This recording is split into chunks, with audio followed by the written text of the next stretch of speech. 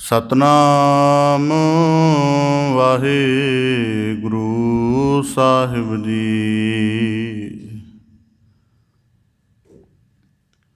ਵਣਜ ਕਰੋ ਵਣਜਾਰਿਓ, ਵਖਰ ਲਿਓ ਸਮਾਲ। ਤੈਸੀ ਵਸਤ ਵੇਸਾਹੀਐ,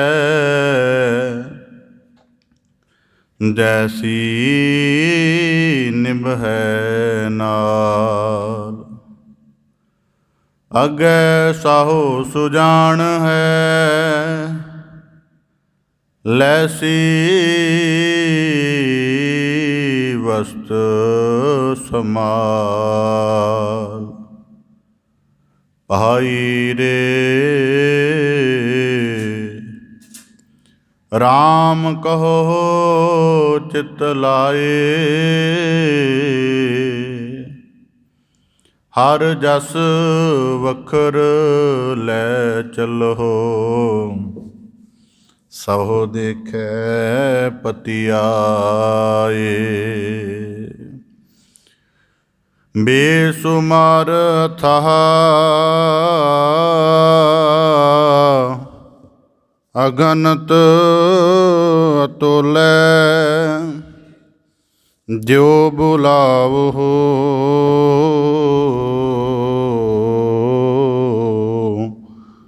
ਤਿਉ ਨਾਨਕ ਦਾਸ ਬੋਲੇ। ਸਤਨਾਮ ਵਾਹਿਗੁਰੂ ਸਾਹਿਬ ਜੀ।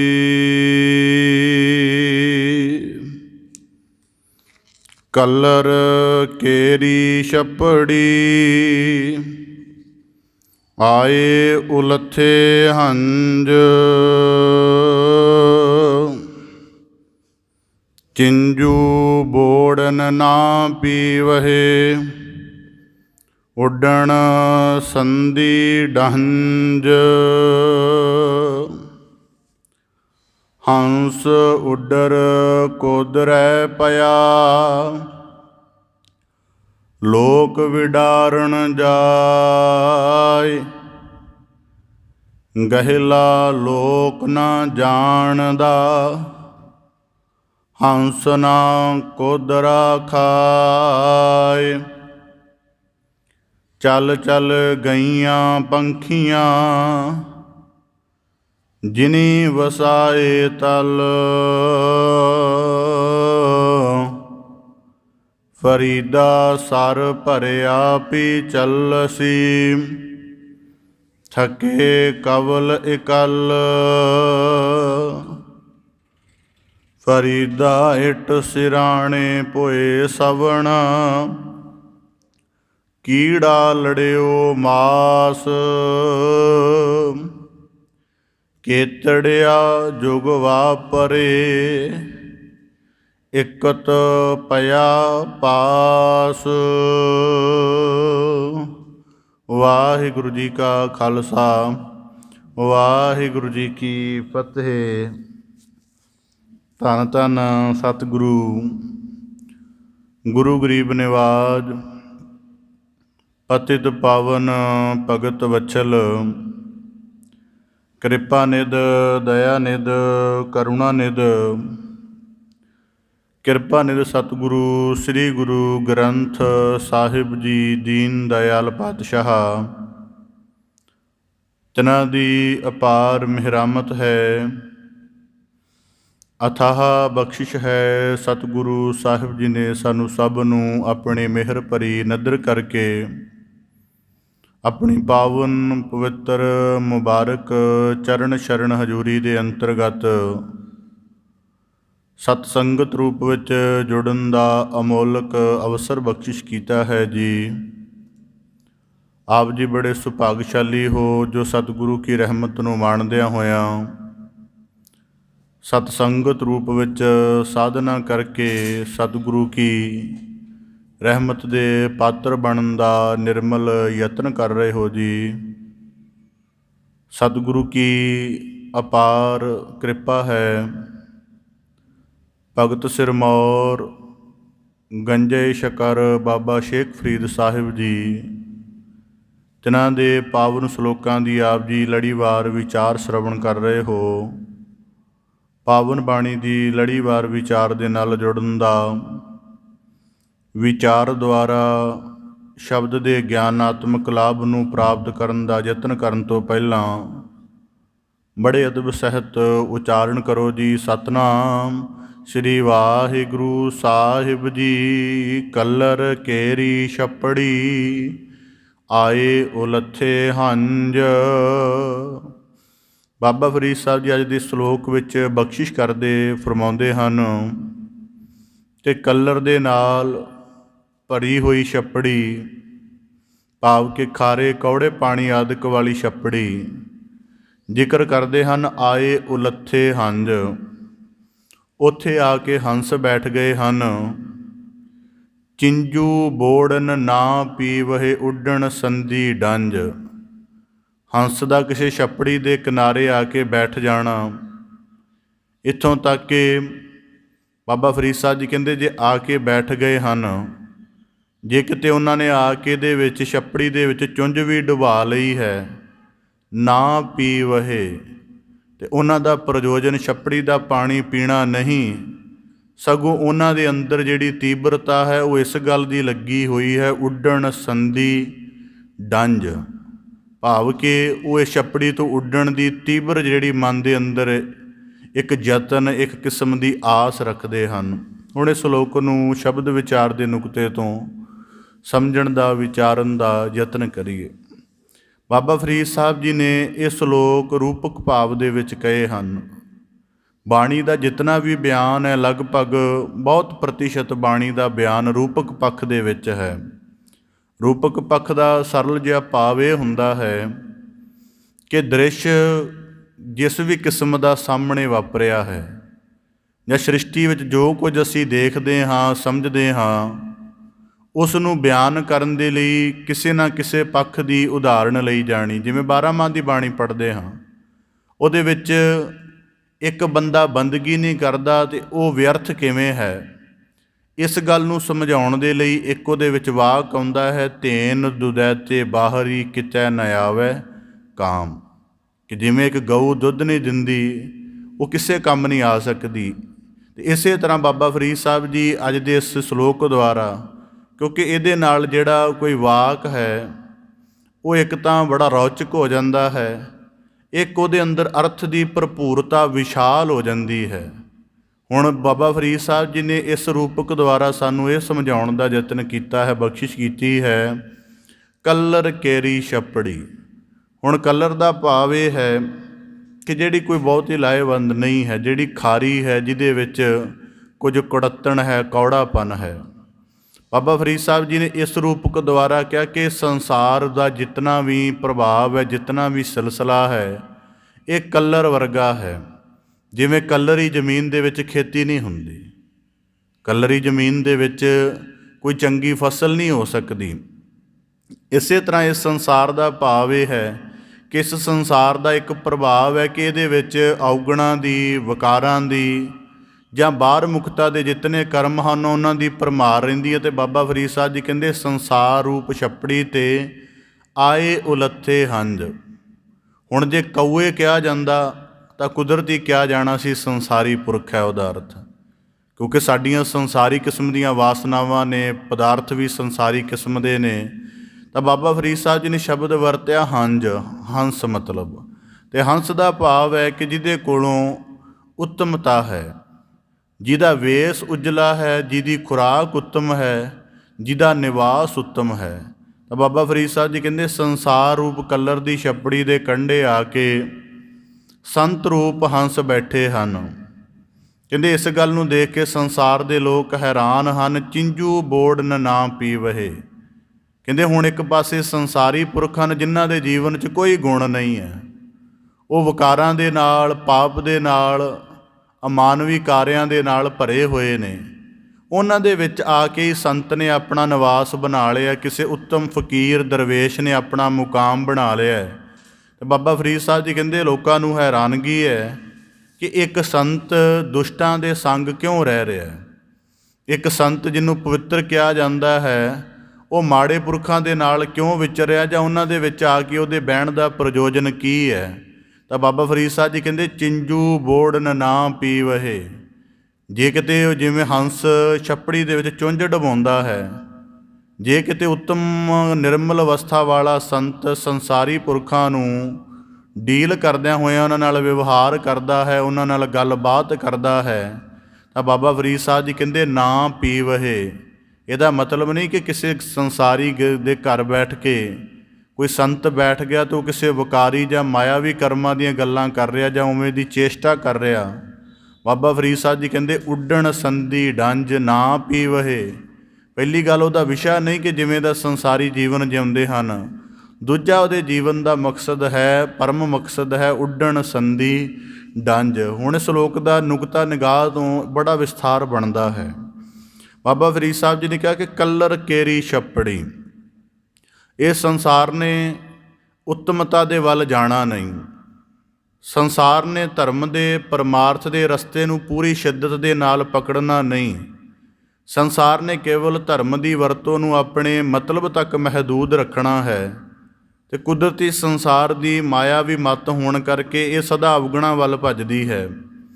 ਕਦੇ ਵਿਕਾਰਾਂ ਦੇ ਅਧੀਨ ਹੋ ਕੇ ਮੰਦ ਕਰਮ ਕੀਤੇ, ਕਦੇ ਲੋਭ ਦੇ ਅਧੀਨ ਹੋ ਕੇ ਧਨ ਚੁਰਾਇਆ, ਅਪਹਰਣ ਕੀਤਾ, ਕਦੇ ਧਨ ਦੇ ਹੰਕਾਰ ਦੇ ਸਹਿਤ ਜਗਤ ਵਿੱਚ ਜਿਹੜਾ ਹੈ ਜ਼ੁਲਮ ਉਪਦਰਵ ਆਦਿਕ ਕੀਤਾ। ਤਾਂ ਬਾਬਾ ਫਰੀਦ ਸਾਹਿਬ ਜੀ ਕਹਿੰਦੇ ਕਿ ਹਰ ਵਕਤ ਸੰਸਾਰ ਦੀ ਤਬੀਅਤ ਅਵਗੁਣਾਂ ਵਾਲੀ ਬਣੀ ਰਹਿੰਦੀ ਹੈ। ਇਹਨਾਂ ਦੇ ਜੀਵਨ ਵਿੱਚ ਰੱਬੀ ਗੁਣਾਂ ਦਾ ਜਿਹੜਾ ਸੰਚਾਰ ਹੈ ਉਹ ਇਹ ਆਪਣੇ ਆਪ ਨਹੀਂ ਕਰ ਸਕਦੇ, ਉਹਦੇ ਤੋਂ ਇਹ ਅਣਜਾਣ ਅਸਮਰੱਥ ਰਹਿੰਦੇ ਹਨ। ਤਾਂ ਫਿਰ ਇਹਨਾਂ ਦੇ ਜੀਵਨ ਦਾ ਕਲਿਆਣ ਕਰਨ ਦੇ ਲਈ ਕੋਈ ਸੰਤ ਪੁਰਖ ਉਤਰਦੇ ਹਨ। ਹੁਣ ਕੁਦਰਤੀ ਅਸੀਂ ਸੰਸਾਰੀ ਲੋਕ ਜੇ ਇੱਕ ਦੂਜੇ ਨੂੰ ਪ੍ਰਬੋਧਨ ਦਾ ਕਾਰਜ ਵੀ ਕਰਨ ਲੱਗ ਪਈਏ, ਭਾਵ ਕਿ ਸਰਲ ਨੁਕਤੇ ਤੋਂ ਕਹਾਂ ਕਿ ਜਿਵੇਂ ਕੋਈ ਬੰਦਾ ਜਿਹੜਾ ਥੋੜ੍ਹਾ ਬਹੁਤਾ ਧਰਮ ਦੇ ਮਾਰਗ 'ਤੇ ਚੱਲ ਪਿਆ ਹੈ, ਉਹ ਕਿਸੇ ਦੂਜੇ ਨੂੰ ਪ੍ਰਬੋਧਨ ਦਾ, ਕਿਸੇ ਨੂੰ ਸਮਝਾਉਣ ਦਾ ਜਾਂ ਧਰਮ ਦੇ ਮਾਰਗ 'ਤੇ ਪ੍ਰਵਿਰਤ ਕਰਨ ਦੇ ਲਈ ਕੋਈ ਥੋੜ੍ਹੀ ਬਹੁਤੀ ਸਲਾਹ ਮਸ਼ਵਰਾ ਵੀ ਦੇਵੇ, ਅਤੇ ਅਗਲਾ ਕਈ ਵਾਰੀ ਇਤਰਾਜ਼ ਕਰ ਦਿੰਦਾ ਹੈ ਜਾਂ ਕੁਦਰਤੀ ਕਹਿ ਦਿੰਦਾ ਤੇਰਾ ਆਪਣਾ ਜੀਵਨ ਅਜੇ ਇੰਨਾ ਉੱਚਾ ਨਹੀਂ। ਇਸ ਕਰਕੇ ਸੰਸਾਰੀ ਪੁਰਖਤਾਂ ਦੇ ਕਦੇ ਉਹਨਾਂ ਦੇ ਤਲ 'ਤੇ ਇੱਕ ਦੂਜੇ ਦੇ ਜੀਵਨ ਦੀ ਉਚਾਈ ਦਾ ਭਾਵ ਨਹੀਂ ਬਣ ਸਕਦਾ। ਤਾਂ ਬਾਬਾ ਫਰੀਦ ਸਾਹਿਬ ਜੀ ਕਹਿੰਦੇ ਫਿਰ ਨਿਰਮਲ ਅਵਸਥਾ ਵਾਲਾ ਇੱਕ ਪੂਰਨ ਪੁਰਖ ਉਹਨਾਂ ਦੇ ਵਿੱਚ ਪਰਮੇਸ਼ਰ ਦੀ ਕਿਰਪਾ ਦੁਆਰਾ ਉਤਾਰਿਆ ਜਾਂਦਾ ਹੈ, ਤਾਂ ਕਿ ਇਹਦੇ ਪੂਰੇ ਜੀਵਨ ਦੀ ਨਿਰਮਲਤਾ ਜਿਹੜੀ ਹੈ ਉਹ ਮਨੁੱਖਤਾ ਨੂੰ ਨਿਵਾਜਿਸ਼ ਕਰ ਸਕੇ। ਇਸ ਕਰਕੇ ਬਾਬਾ ਫਰੀਦ ਸਾਹਿਬ ਜੀ ਆਖਦੇ ਆਏ ਉਲੱਥੇ ਹੰਝ, ਹੰਸ ਦਾ ਨਿਵਾਸ ਮਾਨ ਸਰੋਵਰ ਹੈ, ਹੰਸ ਦੀ ਖੁਰਾਕ ਸੁੱਚੇ ਮੋਤੀ ਹੈ, ਹੰਸ ਦਾ ਵੇਸ ਇੰਨਾ ਉਜਲਾ ਹੈ ਕਿ ਉਹ ਗੰਦਗੀ ਦੇ ਨੇੜੇ ਵੀ ਨਹੀਂ ਬੈਠਦਾ। ਪਰ ਬਾਬਾ ਫਰੀਦ ਸਾਹਿਬ ਜੀ ਕਹਿੰਦੇ ਇਵੇਂ ਦਾ ਜੀਵਨ ਉਹਦਾ ਮੰਨਿਆ ਜਾਂਦਾ ਹੈ।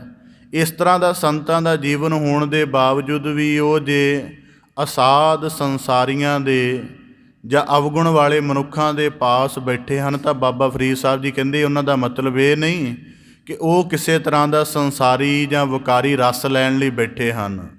ਚਿੰਜੂ ਬੋੜਨ ਨਾ ਪੀਵਹੇ, ਚੁੰਝ ਡਬਾਉਣ ਦੇ ਬਾਵਜੂਦ ਵੀ, ਵਰਤੋਂ ਵਿਹਾਰ ਕਰਨ ਦੇ ਬਾਵਜੂਦ ਵੀ ਉਹਨਾਂ ਦਾ ਕੋਈ ਮਕਸਦ ਸੰਸਾਰੀ ਰਸ ਲੈਣ ਦਾ ਨਹੀਂ। ਉੱਡਣ ਸੰਧੀ ਡਾਂਜੋ, ਤਾਂ ਉੱਡਣ ਦੀ ਤੀਬਰਤਾ ਰੱਖਦੇ ਹਨ। ਹੁਣ ਇਸ ਸ਼ਲੋਕ ਦਾ ਪ੍ਰਮਾਣਿਕ ਜ਼ਿਕਰ ਆਪ ਦੇ ਸਨਮੁਖ ਰੱਖਦੇ ਹਾਂ। ਜਿਹੜੇ ਸੰਤਾਂ ਦੀ ਕਿਰਪਾ ਦੇ ਨਾਲ ਗਨਕਾ ਵਰਗਿਆਂ ਦੀ ਵੇਸਵਾਵਾਂ ਦਾ ਉਧਾਰ ਹੋਇਆ ਸੀ, ਉਹ ਸੰਤ ਪੁਰਖ ਜੇ ਕਿਤੇ ਕਹਿ ਲਓ ਅਚਨਚੇਤ ਜਾਂ ਕੁਦਰਤੀ ਇੱਕ ਵਿਉਂਤਬੱਧ ਢੰਗ ਦੇ ਨਾਲ ਗਨਕਾ ਦੇ ਗ੍ਰਹਿ ਗਏ। ਹੁਣ ਇੱਕ ਆਮ ਸੰਸਾਰੀ ਬੰਦਾ ਵੀ ਵੇਸਵਾ ਦੇ ਦੁਆਰ 'ਤੇ ਜਾਂਦਾ, ਪਰ ਉਹਦਾ ਕੀ ਮਕਸਦ ਹੈ ਅਸੀਂ ਸਾਰੇ ਜਾਣਦੇ ਹਾਂ।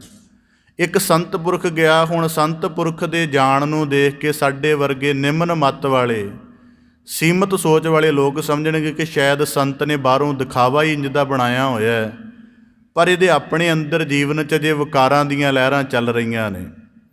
ਪਰ ਬਾਬਾ ਫਰੀਦ ਸਾਹਿਬ ਜੀ ਕਹਿੰਦੇ ਇਹ ਸਾਡਾ ਜਿਹੜਾ ਆਬਜ਼ਰਵੇਸ਼ਨ ਹੈ ਕਿ ਅਸੀਂ ਇੰਜ ਸੋਚਦੇ ਹਾਂ ਕਿ ਸੰਤ ਕਿਸੇ ਦੁਆਰ 'ਤੇ ਬੈਠਾ, ਜਿਹੜਾ ਦੁਆਰ ਸਾਡੀ ਨਜ਼ਰ ਦੇ ਵਿੱਚ ਠੀਕ ਨਹੀਂ ਹੈ, ਅਨੈਤਿਕ ਹੈ, ਅਧਰਮੀ ਹੈ ਜਾਂ ਗਲਤ ਕਿਸਮ ਦਾ ਹੈ, ਅਤੇ ਬਾਬਾ ਫਰੀਦ ਸਾਹਿਬ ਜੀ ਕਹਿੰਦੇ ਸੰਤ ਦਾ ਉੱਥੇ ਜਾਣਾ, ਜੇ ਉਹ ਜਾ ਰਿਹਾ ਤਾਂ ਉਹਦਾ ਅਰਥ ਸਾਡੇ ਵਾਲਾ ਨਹੀਂ ਹੈ।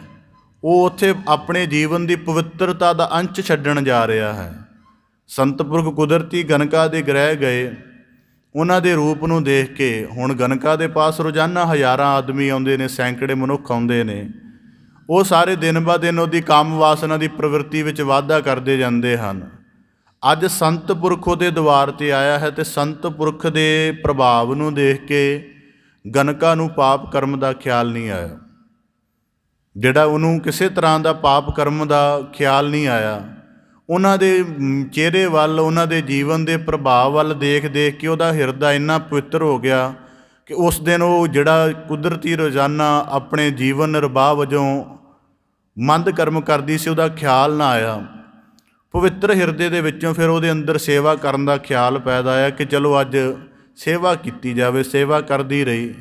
ਜਾਣ ਸਮੇਂ ਸੰਤ ਨੂੰ ਬਖਸ਼ਿਸ਼ ਕਰ ਗਏ। ਇੱਕ ਜਿਹੜਾ ਸੀ ਉਹਨਾਂ ਦਾ ਰਾਮ ਰਾਮ ਕਹਿਣ ਵਾਲਾ ਸਿਖਾਇਆ ਹੋਇਆ ਤੋਤਾ ਦੇ ਗਏ। ਉਹਨੂੰ ਅਭਿਆਸ ਕਰਾਉਂਦੀ ਰਹੀ। ਹੌਲੀ ਹੌਲੀ ਬਿਲਕੁਲ ਉਸ ਮੰਦ ਕਰਮ ਦੀ ਵਲਗਣ ਤੋਂ ਮੁਕਤ ਹੋ ਗਈ ਅਤੇ ਆਖਰ ਇੱਕ ਦਿਨ ਇਸੇ ਅਭਿਆਸ ਦੇ ਵਿੱਚ ਉਹਦੇ ਜੀਵਨ ਦੀ ਮੁਕਤ ਗਤ ਹੋ ਗਈ। ਇਸ ਕਰਕੇ ਬਾਬਾ ਫਰੀਦ ਸਾਹਿਬ ਜੀ ਆਖਦੇ ਹਨ, ਚਿੰਜੂ ਬੋੜਨ ਨਾ ਪੀਵਹੇ। ਸੰਤ ਜੇ ਇਹਨਾਂ ਚੀਜ਼ਾਂ 'ਤੇ ਆ ਕੇ ਬੈਠਦਾ ਹੈ ਜਾਂ ਇਹਨਾਂ ਦੇ ਨੇੜੇ ਆਪਣਾ ਨਿਵਾਸ ਰੱਖਦਾ ਹੈ ਅਤੇ ਸੰਤ ਦਾ ਜਿਹੜਾ ਮਕਸਦ ਹੈ ਉਹ ਛੋਟਾ ਨਹੀਂ। ਉਹ ਆਮ ਸੰਸਾਰੀਆਂ ਵਰਗਾ ਨਹੀਂ ਕਿ ਇੱਕ ਸੰਸਾਰੀ ਵੇਸਵਾ ਦੁਆਰ 'ਤੇ ਜਾਏਗਾ ਅਤੇ ਉਹਦਾ ਜੀਵਨ ਬਿਲਕੁਲ ਮੈਲਾ ਹੋ ਜਾਏਗਾ। ਸੰਤ ਹੈ ਕਿ ਜਦੋਂ ਉਹ ਕਿਸੇ ਇਸ ਤਰ੍ਹਾਂ ਦੇ ਦੁਆਰ 'ਤੇ ਜਾਏਗਾ, ਉਹਦਾ ਜੀਵਨ ਇੰਨੀ ਠੋਸ ਪਵਿੱਤਰਤਾ ਵਾਲਾ ਹੈ ਕਿ ਅੱਗੇ ਭਾਵੇਂ ਕਿੰਨੀ ਵੀ ਮੈਲ ਕਿਉਂ ਨਾ ਹੋਵੇ, ਉਹਨੂੰ ਵੀ ਪਵਿੱਤਰ ਕਰਨ ਦੀ ਸਮਰੱਥਾ ਰੱਖਦਾ। ਇਸ ਕਰਕੇ ਬਾਬਾ ਫਰੀਦ ਸਾਹਿਬ ਜੀ ਕਹਿੰਦੇ, ਸੰਤ ਪੁਰਖ ਜੇ ਦੁਨੀਆਦਾਰੀ ਦੇ ਵਿੱਚ ਵਿਚਰ ਰਿਹਾ ਅਤੇ ਉਹਦਾ ਮਤਲਬ ਇਹ ਨਹੀਂ ਕਿ ਉਹ ਦੁਨੀਆਦਾਰੀ ਦੇ ਰਸਾਂ ਦਾ ਗੁਲਾਮ ਹੈ। ਦਰਅਸਲ ਉਹ ਦੁਨੀਆ ਨੂੰ ਨਿਵਾਜਿਸ਼ ਕਰਨ ਆਇਆ ਹੈ। ਅਸਲ ਮਕਸਦ ਉਹਦਾ ਇਹ ਹੈ ਕਿ ਇਹਨਾਂ ਨੂੰ ਪਵਿੱਤਰ ਕਰਕੇ, ਇਹਨਾਂ ਨੂੰ ਬੰਦਗੀ ਦੇ ਮਾਰਗ 'ਤੇ ਦ੍ਰਿੜ ਕਰਵਾ ਕੇ ਆਪ ਫਿਰ ਉੱਡ ਕੇ ਆਪਣੇ ਉੱਚੇ ਨਿਵਾਸ ਸਥਾਨ 'ਤੇ ਬੈਠ ਜਾਣਾ ਹੈ। ਇਸ ਕਰਕੇ ਬਾਬਾ ਫਰੀਦ ਸਾਹਿਬ ਜੀ ਜ਼ਿਕਰ ਕਰਦੇ ਹਨ ਕਿ ਚਿੰਜੂ ਬੋੜਨ ਨਾ ਪੀਵਹੇ। ਹੁਣ ਕਈ ਵਾਰੀ ਅਸੀਂ, ਕਿਉਂਕਿ ਇਹ ਖਿਆਲ ਦੀ ਬੜੀ ਇੱਕ ਵਿਲੱਖਣ ਜਿਹੀ ਦ੍ਰਿਸ਼ਟੀ ਬਣਦੀ ਹੈ। ਅੱਜ ਦੇ ਕਿਸਮ ਦੇ ਵਿੱਚ ਜਿਹੜਾ ਸੰਤ ਹੈ, ਕੁਦਰਤੀ ਦੇਖੋ, ਜਿਹੜਾ ਪੂਰਾ ਸ਼ੁੱਧਤਾ ਵਾਲਾ ਸੰਤ ਹੈ, ਉਹ ਜਦੋਂ ਸੰਸਾਰ ਨੂੰ ਡੀਲ ਕਰਦਾ ਹੈ, ਸੰਸਾਰ ਦਾ ਸਾਰਾ ਕੁਝ ਹੀ ਪ੍ਰਵਾਨ ਕਰਦਾ ਹੈ। ਸੁਖਮਨੀ ਸਾਹਿਬ ਦੀ ਬਾਣੀ ਪੜ੍ਹਦੇ ਹੋ ਆਪ ਜੀ, ਉਹਦੇ ਵਿੱਚ ਜ਼ਿਕਰ ਆਉਂਦਾ ਹੈ ਕਿ ਸੰਤ ਆਪਣੇ ਨਿੰਦਕ ਨੂੰ ਵੀ ਬਖਸ਼ ਲੈਂਦਾ ਹੈ। ਸੰਤ ਅਕਿਰਤ ਘਣ ਨੂੰ ਵੀ ਐਕਸੈਪਟ ਕਰ ਲੈਂਦਾ ਹੈ। ਸੰਤ ਇੱਕ ਦੁਰਾਚਾਰੀ ਨੂੰ ਵੀ ਐਕਸੈਪਟ ਕਰ ਲੈਂਦਾ ਹੈ। ਕਿਉਂ? ਕਿਉਂਕਿ ਸੰਤ ਨੂੰ ਪਤਾ ਹੈ ਕਿ ਇਹਨੂੰ ਸ਼ੁੱਧ ਕਰਨ ਦੀ ਜਿਹੜੀ ਵਿਧੀ ਹੈ ਉਹ ਮੇਰੇ ਕੋਲ ਮੌਜੂਦ ਹੈ। ਪਰ ਜਿਹੜਾ ਸੰਸਾਰ ਹੈ ਉਹ ਤਾਂ ਸਾਡੇ ਨਿੱਕੇ ਜਿਹੇ ਅਵਗੁਣ ਨੂੰ ਵੀ ਐਕਸੈਪਟ ਨਹੀਂ ਕਰਦਾ। ਕੁਦਰਤੀ ਗਲਤੀ ਹੋ ਜਾਏ ਅਤੇ ਦੂਜੇ ਦਾ ਜਿਹੜਾ ਉਹਦੇ ਪ੍ਰਤੀਕਰਮ ਪ੍ਰਤੀਕਿਰਿਆ ਹੁੰਦੀ ਹੈ, ਉਹ ਕਈ ਵਾਰੀ ਇੰਨੀ ਉਤੇਜਿਤ ਅਤੇ ਇੰਨੀ ਭੱਦੀ ਕਿਸਮ ਦੀ ਹੁੰਦੀ ਹੈ ਕਿ ਬੰਦਾ ਇੱਕ ਗੁਨਾਹ ਤੋਂ ਵੀ ਕਰਨ ਤੋਂ ਡਰਦਾ ਹੈ। ਪਰ ਸੰਤ ਦਾ ਇੱਕ ਸਪਿਰਿਟ ਦੇਖੋ ਕਿ ਉਹ ਆਪਣੇ ਨਿੰਦਕ ਨੂੰ ਵੀ ਪੂਰੇ ਦਾ ਪੂਰਾ ਪ੍ਰਵਾਨ ਕਰ ਲੈਂਦਾ ਹੈ। ਇਸ ਕਰਕੇ ਬਾਬਾ ਫਰੀਦ ਸਾਹਿਬ ਜੀ ਆਖਦੇ ਹਨ, ਜਿਵੇਂ ਮਹਾਤਮਾ ਬੁੱਧ ਦੇ ਜੀਵਨ 'ਚ ਜ਼ਿਕਰ ਮਿਲਦਾ ਹੈ, ਅਮਰਪਾਲੀ ਉਸ ਸਮੇਂ ਦੀ ਬੜੀ ਵੱਡੀ ਨਾਚੀ ਸੀ ਅਤੇ ਉਹ ਆਮ ਕਰਕੇ ਜਿਹੜੀ ਸੀ ਛੇਤੀ ਕਿਤਿਆਂ ਮਾੜੇ ਘਰਾਂ ਦੇ ਵਿੱਚ, ਮਾੜੇ ਮੋਟੇ ਅਮੀਰਾਂ ਦੇ ਘਰਾਂ ਵਿੱਚ ਨਹੀਂ ਨੱਚਦੀ ਸੀ। ਉਹ ਬਹੁਤ ਵੱਡੇ ਰਾਜ ਮਹਿਲਾਂ ਦੇ ਵਿੱਚ ਨਾਚ ਕਰਿਆ ਕਰਦੀ ਸੀ। ਜਦੋਂ ਉਹਨੂੰ ਪਤਾ ਲੱਗਾ ਕਿ ਮੇਰੇ ਨਗਰ ਦੇ ਵਿੱਚ ਮਹਾਤਮਾ ਬੁੱਧ ਉਤਰੇ ਹੋਏ ਹਨ, ਤਾਂ ਮਹਾਤਮਾ ਬੁੱਧ ਉਤਰਨ ਦੇ ਨਾਲ ਜਦੋਂ ਉਹ ਜਿਹੜੇ ਨੇੜੇ ਦੇ ਰਾਜੇ ਸਨ ਉਹ ਵੀ ਮਹਾਤਮਾ ਬੁੱਧ ਦੇ ਸ਼ਰਧਾਲੂ ਸਨ। ਅਮਰਪਾਲੀ ਨੇ ਆਪਣਾ ਕੋਈ ਸੇਵਕ ਭੇਜ ਕੇ ਪਹਿਲਾਂ ਹੀ ਵਚਨ ਲੈ ਲਿਆ ਕਿ ਜਿਹੜਾ ਹੈ ਅੱਜ ਦਾ ਭੋਜਨ ਮੇਰੇ ਘਰੇ ਕਰੋਗੇ। ਜਦੋਂ ਉੱਥੇ ਜਿਹੜਾ ਨੇੜਲਾ ਕੋਈ ਰਾਜਾ ਸੀ ਉਹ ਵੀ ਮਹਾਤਮਾ ਬੁੱਧ ਦਾ ਪੱਕਾ ਸ਼ਰਧਾਲੂ ਸੀ, ਉਹਨਾਂ ਦਾ ਪੈਰੋਕਾਰ ਸੀ। ਉਹਨੂੰ ਜਦੋਂ ਪਤਾ ਲੱਗਿਆ ਕਿ ਮਹਾਤਮਾ ਬੁੱਧ ਅੱਜ ਅਮਰਪਾਲੀ ਦੇ ਘਰ ਜਾਣਗੇ ਜਿਹੜੀ ਨਾਚ ਕਰਦੀ ਹੈ, ਉਹਨਾਂ ਨੂੰ ਲੱਗਿਆ ਕਿ ਇਸ ਬੜੀ ਸ਼ਰਮਿੰਦਗੀ ਵਾਲੀ ਜਾਂ ਬੜੀ ਗਲਤ ਗੱਲ ਹੋਣ ਜਾ ਰਹੀ ਹੈ। ਉਹ ਆਪਣੇ ਸੈਨਿਕ ਪਰਜਾ ਇਕੱਠਾ ਕਰਕੇ ਮਹਾਤਮਾ ਬੁੱਧ ਕੋਲ ਆਏ ਅਤੇ ਕਹਿਣ ਲੱਗੇ ਕਿ ਅਸੀਂ ਇੱਕ ਬੇਨਤੀ ਕਰਨੀ ਔਰ ਉਮੀਦ ਕਰਦੇ ਹਾਂ ਕਿ ਤੁਸੀਂ ਜ਼ਰੂਰ ਪ੍ਰਵਾਨ ਕਰੋਗੇ। ਮਹਾਤਮਾ ਬੁੱਧ ਕਹਿਣ ਲੱਗੇ, ਕੇਵਲ ਬੇਨਤੀ ਕਹੋ, ਮੇਰੇ ਸਾਹਮਣੇ ਬੇਨਤੀ ਹੈ, ਪ੍ਰਵਾਨ ਨਾ ਪ੍ਰਵਾਨ ਕਰਨਾ ਮੇਰਾ ਵਿਸ਼ਾ ਹੈ, ਤੁਹਾਡਾ ਨਹੀਂ। ਕਹਿਣ ਲੱਗੇ, ਅਸੀਂ ਸੁਣਿਆ ਕਿ ਤੁਸੀਂ ਅਮਰਪਾਲੀ ਦੇ ਘਰ ਭੋਜਨ ਕਰਨ ਜਾ ਰਹੇ ਹੋ। ਮਹਾਤਮਾ ਬੁੱਧ ਕਹਿਣ ਲੱਗੇ, ਬਿਲਕੁਲ। ਕਹਿਣ ਲੱਗੇ, ਤੁਹਾਨੂੰ ਖਿਆਲ ਹੋਣਾ ਚਾਹੀਦਾ, ਤੁਸੀਂ ਸੰਨਿਆਸੀ ਲੋਕ ਹੋ, ਉਹ ਇੱਕ ਨਾਚ ਕਰਨ ਵਾਲੀ ਇਸਤਰੀ ਹੈ। ਤਾਂ ਮਹਾਤਮਾ ਬੁੱਧ ਕਹਿਣ ਲੱਗੇ ਇਹ ਖਿਆਲ ਮੈਨੂੰ ਨਹੀਂ। ਮੈਨੂੰ ਕੇਵਲ ਇੰਨਾ ਖਿਆਲ ਹੈ ਕਿ ਉਹਨੇ ਮੈਨੂੰ ਬੁਲਾਇਆ ਹੈ, ਸਾਨੂੰ ਉਹਨੇ ਭੋਜਨ ਦਾ ਨਿਮੰਤਰਣ ਦਿੱਤਾ। ਮੈਨੂੰ ਨਹੀਂ ਪਤਾ ਉਹ ਨਾਚ ਕਰਦੀ ਕਿਵੇਂ ਦਾ ਜੀਵਨ ਹੈ, ਮੇਰਾ ਵਿਸ਼ਾ ਨਹੀਂ। ਕਹਿਣ ਲੱਗੇ ਸਾਡੇ ਲਈ ਇਹ ਬੜੀ ਹੱਤਕ ਵਾਲੀ ਗੱਲ ਹੈ ਕਿ ਅਸੀਂ ਐਡੇ ਵੱਡੇ ਰਾਜੇ ਤੁਹਾਡੇ ਪੈਰੋਕਾਰ ਹੋਈਏ, ਤੁਸੀਂ ਇੱਕ ਨਾਚੀ ਦੇ ਘਰ ਭੋਜਨ ਕਰਨ ਜਾਓ। ਸਾਡੇ ਲਈ ਇਹ ਗੱਲ ਸਾਨੂੰ ਠੀਕ ਨਹੀਂ ਲੱਗਦੀ। ਕਿਰਪਾ ਕਰਕੇ ਸਾਡੀ ਬੇਨਤੀ ਕਰੋ, ਸਾਡੇ ਮਹਿਲਾਂ ਵਿੱਚ ਭੋਜਨ ਕਰ ਲਓ, ਅਮਰਪਾਲੀ ਦੇ ਘਰ ਨਾ ਜਾਓ। ਮਹਾਤਮਾ ਬੁੱਧ ਕਹਿਣ ਲੱਗੇ ਨਹੀਂ, ਵਚਨ ਦਿੱਤਾ ਹੈ, ਜਾਣਾ ਤਾਂ ਪਏਗਾ। ਉਹ ਕਹਿਣ ਲੱਗੇ ਫਿਰ ਸਾਡੀ ਤੁਹਾਡੇ ਨਾਲ ਨਾਰਾਜ਼ਗੀ ਹੋਏਗੀ। ਕਹਿਣ ਲੱਗੇ ਠੀਕ ਹੈ। ਮਹਾਤਮਾ ਬੁੱਧ ਉਹਨਾਂ ਦੇ ਘਰ ਗਏ, ਅਮਰਪਾਲੀ ਦੇ ਘਰ ਭੋਜਨ ਕਰਨ। ਅਮਰਪਾਲੀ ਜਿਹਦੇ ਇੱਕ ਹੁਕਮ 'ਤੇ ਸੈਂਕੜੇ ਮਨੁੱਖ ਜਾਨਵਰ ਨੂੰ ਤਿਆਰ ਰਹਿੰਦੇ ਸਨ।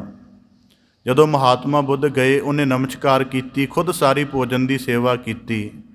ਜਦੋਂ ਸਾਰਾ ਕੁਝ ਕਰਨ ਤੋਂ ਬਾਅਦ ਉਹਨੇ ਤਥਾਗਤ ਨੂੰ ਕਿਹਾ ਕਿ ਮੈਨੂੰ ਸੰਨਿਆਸ ਚਾਹੀਦਾ। ਮਹਾਤਮਾ ਬੁੱਧ, ਜਿਵੇਂ ਅਸੀਂ ਗੁਰੂ ਨਾਨਕ ਸਾਹਿਬ ਨੂੰ ਗੁਰੂ ਆਖਦੇ ਹਾਂ, ਉਹ ਮਹਾਤਮਾ ਬੁੱਧ ਨੂੰ ਮਹਾਤਮਾ ਤੋਂ ਇਲਾਵਾ ਤਥਾਗਤ ਆਖਦੇ ਹਨ। ਕਹਿਣ ਲੱਗੇ ਤਥਾਗਤ ਮੈਨੂੰ ਸੰਨਿਆਸ ਚਾਹੀਦਾ। ਅਤੇ ਮਹਾਤਮਾ ਬੁੱਧ ਨੇ ਅਗਲੇ ਵਾਕ ਕਹੇ ਕਿ ਤੂੰ ਸੰਨਿਆਸ ਦੇ ਵਿੱਚ ਪੂਰਨ ਹੈ। ਕਹਿਣ ਲੱਗੀ ਨਹੀਂ, ਮੈਂ ਨਾਚੀ ਹਾਂ, ਨਾਚ ਕਰਦੀ ਹਾਂ, ਮੇਰਾ ਸੰਨਿਆਸੀ ਜੀਵਨ ਕਿੱਥੇ ਹੈ? ਮੈਂ ਤਾਂ ਮਨੁੱਖਾਂ ਨੂੰ ਆਪਣੇ ਨਾਚ ਦੁਆਰਾ ਭਰਮਾਉਂਦੀ ਹਾਂ, ਆਕਰਸ਼ਿਤ ਕਰਦੀ ਹਾਂ, ਮੇਰਾ ਜੀਵਨ ਸੰਨਿਆਸ ਵਾਲਾ ਕਿੱਥੇ ਹੈ? ਤਾਂ ਮਹਾਤਮਾ ਬੁੱਧ ਨੇ ਉਹਨੂੰ ਇੱਕ ਸੂਤਰ ਦਿੱਤਾ ਕਿ ਜਿੰਨੀ ਇਕਾਗਰਤਾ ਤੇਰੀ ਨਾਚ ਵਿੱਚ ਹੁੰਦੀ ਹੈ, ਅਤੇ ਹੁਣ ਕੁਦਰਤੀ ਹੈ ਜਦੋਂ ਤੂੰ ਆਪਣੇ ਨਾਚ ਦੇ ਵਿੱਚ ਪੂਰੀ ਇਕਾਗਰ ਹੁੰਦੀ ਹੈ ਤਾਂ ਹੀ ਦੂਜੇ ਦੇ ਦਿਲ 'ਤੇ ਪ੍ਰਭਾਵ ਬਣਦਾ ਹੈ। ਆਪਣੀ ਓਨੀ ਇਕਾਗਰਤਾ ਆਪਣੇ ਜੀਵਨ ਦੇ ਕੇਂਦਰ 'ਤੇ ਲਿਆ ਕੇ ਧਿਆਨ ਵਿੱਚ ਜੁੜਨਾ ਸ਼ੁਰੂ ਕਰ ਦੇ, ਤੇਰਾ ਜੀਵਨ ਇਵੇਂ ਹੀ ਪੂਰਨ ਸੰਨਿਆਸੀ ਬਣ ਗਿਆ। ਇਸ ਕਰਕੇ ਮਹਾਤਮਾ ਬੁੱਧ ਨੇ ਉਹਨੂੰ ਦੀਖਿਆ ਦਿੱਤੀ, ਉਹ ਬੜੀ ਵੱਡੀ ਸੰਨਿਆਸੀ ਬਣ ਗਈ। ਅਤੇ ਅੱਗੇ ਉਹਨੇ ਅੱਗੇ ਬੁੱਧ ਧਰਮ ਦਾ ਉਸ ਦਿਨ ਤੋਂ ਬਾਅਦ ਨਾਚ ਵੀ ਛੱਡ ਦਿੱਤਾ। ਇਸ ਕਰਕੇ ਬਾਬਾ ਫਰੀਦ ਸਾਹਿਬ ਜੀ ਆਖਦੇ ਹਨ, ਚਿੰਜੂ ਬੋੜਨ ਨਾ ਪੀਵਹੇ। ਹੁਣ ਜਿਵੇਂ ਦਾ ਵੀ, ਹੁਣ ਜਿਵੇਂ ਮਹਾਤਮਾ ਬੁੱਧ ਅੰਗੁਲੀ ਮਾਰ ਨੂੰ ਮਿਲੇ ਸਨ, ਗੁਰੂ ਨਾਨਕ ਸਾਹਿਬ ਜੀ ਮਹਾਰਾਜ ਕੌਡੇ ਰਾਖਸ਼ ਵਰਗੇ ਨੂੰ ਮਿਲੇ ਹਨ, ਸੱਜਣ ਠੱਗ ਵਰਗੇ ਨੂੰ ਮਿਲੇ ਹਨ, ਕਿੰਨੇ ਵਿਪਰੀਤ ਕਿਸਮ ਦੇ ਬੰਦਿਆਂ ਨੂੰ ਗੁਰੂ ਨਾਨਕ ਸਾਹਿਬ ਜੀ ਮਿਲੇ ਹਨ। ਹੁਣ ਇਹਦਾ ਮਤਲਬ ਥੋੜ੍ਹਾ ਕਿ ਗੁਰੂ ਨਾਨਕ ਸਾਹਿਬ ਜੀ ਜੇ ਕੌਡੇ ਵਰਗੇ ਰਾਖਸ਼ ਨੂੰ ਮਿਲਣ ਗਏ ਜਾਂ ਸੱਜਣ ਠੱਗ ਦੇ ਗ੍ਰਹਿ ਗਏ ਅਤੇ ਉਹਨਾਂ ਦੀ ਸੱਜਣ ਠੱਗ ਦੇ ਨਾਲ ਕੋਈ ਸਾਂਝ ਹੈ। ਬਾਬਾ ਫਰੀਦ ਸਾਹਿਬ ਜੀ ਕਹਿੰਦੇ ਚਿੰਜੂ ਬੋੜਨ ਨਾ ਪੀਵੇ। ਸੰਤ ਉਹਨਾਂ ਦੇ ਵਿੱਚ ਉਤਰੇਗਾ ਵੀ, ਸਾਰਾ ਕੁਝ ਕਰੇਗਾ, ਪਰ ਜਦੋਂ ਸੰਤ ਉੱਥੋਂ ਨਿਕਲੇਗਾ ਤਾਂ ਉੱਥੇ ਕੁਝ ਵੱਖਰੇ ਕਿਸਮ ਦਾ ਪ੍ਰਕਾਸ਼ਿਤ ਹੋਇਆ ਹੋਏਗਾ।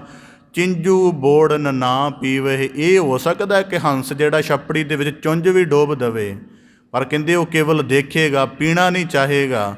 ਇਸ ਕਰਕੇ ਉਹਦਾ ਦੁਨੀਆਦਾਰੀ ਦੇ ਵਿੱਚ ਜਾ ਕੇ ਬੈਠਣਾ, ਦੁਨੀਆਦਾਰੀ ਦੇ ਨਾਲ ਵਿਵਹਾਰ ਕਰਨ ਦਾ ਮਤਲਬ ਹੈ ਕਿ ਉਹ ਦੁਨੀਆਦਾਰੀ ਤਲ 'ਤੇ ਜਿਉਂ ਨਹੀਂ ਰਿਹਾ, ਦਰਅਸਲ ਇਹਨਾਂ ਨੂੰ ਨਵਾਜ਼ਿਸ਼ ਕਰਨਾ। ਇਸ ਕਰਕੇ ਬਾਬਾ ਫਰੀਦ ਸਾਹਿਬ ਜੀ ਕਹਿੰਦੇ ਉੱਡਣ ਸੰਧੀ ਡੰਜ, ਫਿਰ ਉਹਦੇ ਅੰਦਰ ਉੱਡਣ ਦੀ ਤੀਬਰਤਾ ਬਣੀ ਰਹਿੰਦੀ। ਹੁਣ ਇਹਦਾ ਇੱਕ ਜ਼ਿਕਰ ਹੋਰ ਕਰਦੇ ਹਾਂ।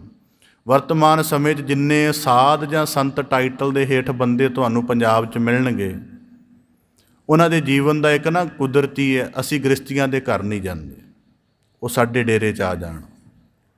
ਅਸੀਂ ਕੁਦਰਤੀ ਇਸਤਰੀ ਦੇ ਨੇੜੇ ਨਹੀਂ ਜਾਂਦੇ। ਕੋਈ ਬੰਦਾ ਪੂਰਨ ਤੌਰ 'ਤੇ ਗੁਰਸਿੱਖ ਹੈ, ਉਹਨੂੰ ਅਸੀਂ ਨੇੜੇ ਨਹੀਂ ਲਾਉਂਦੇ।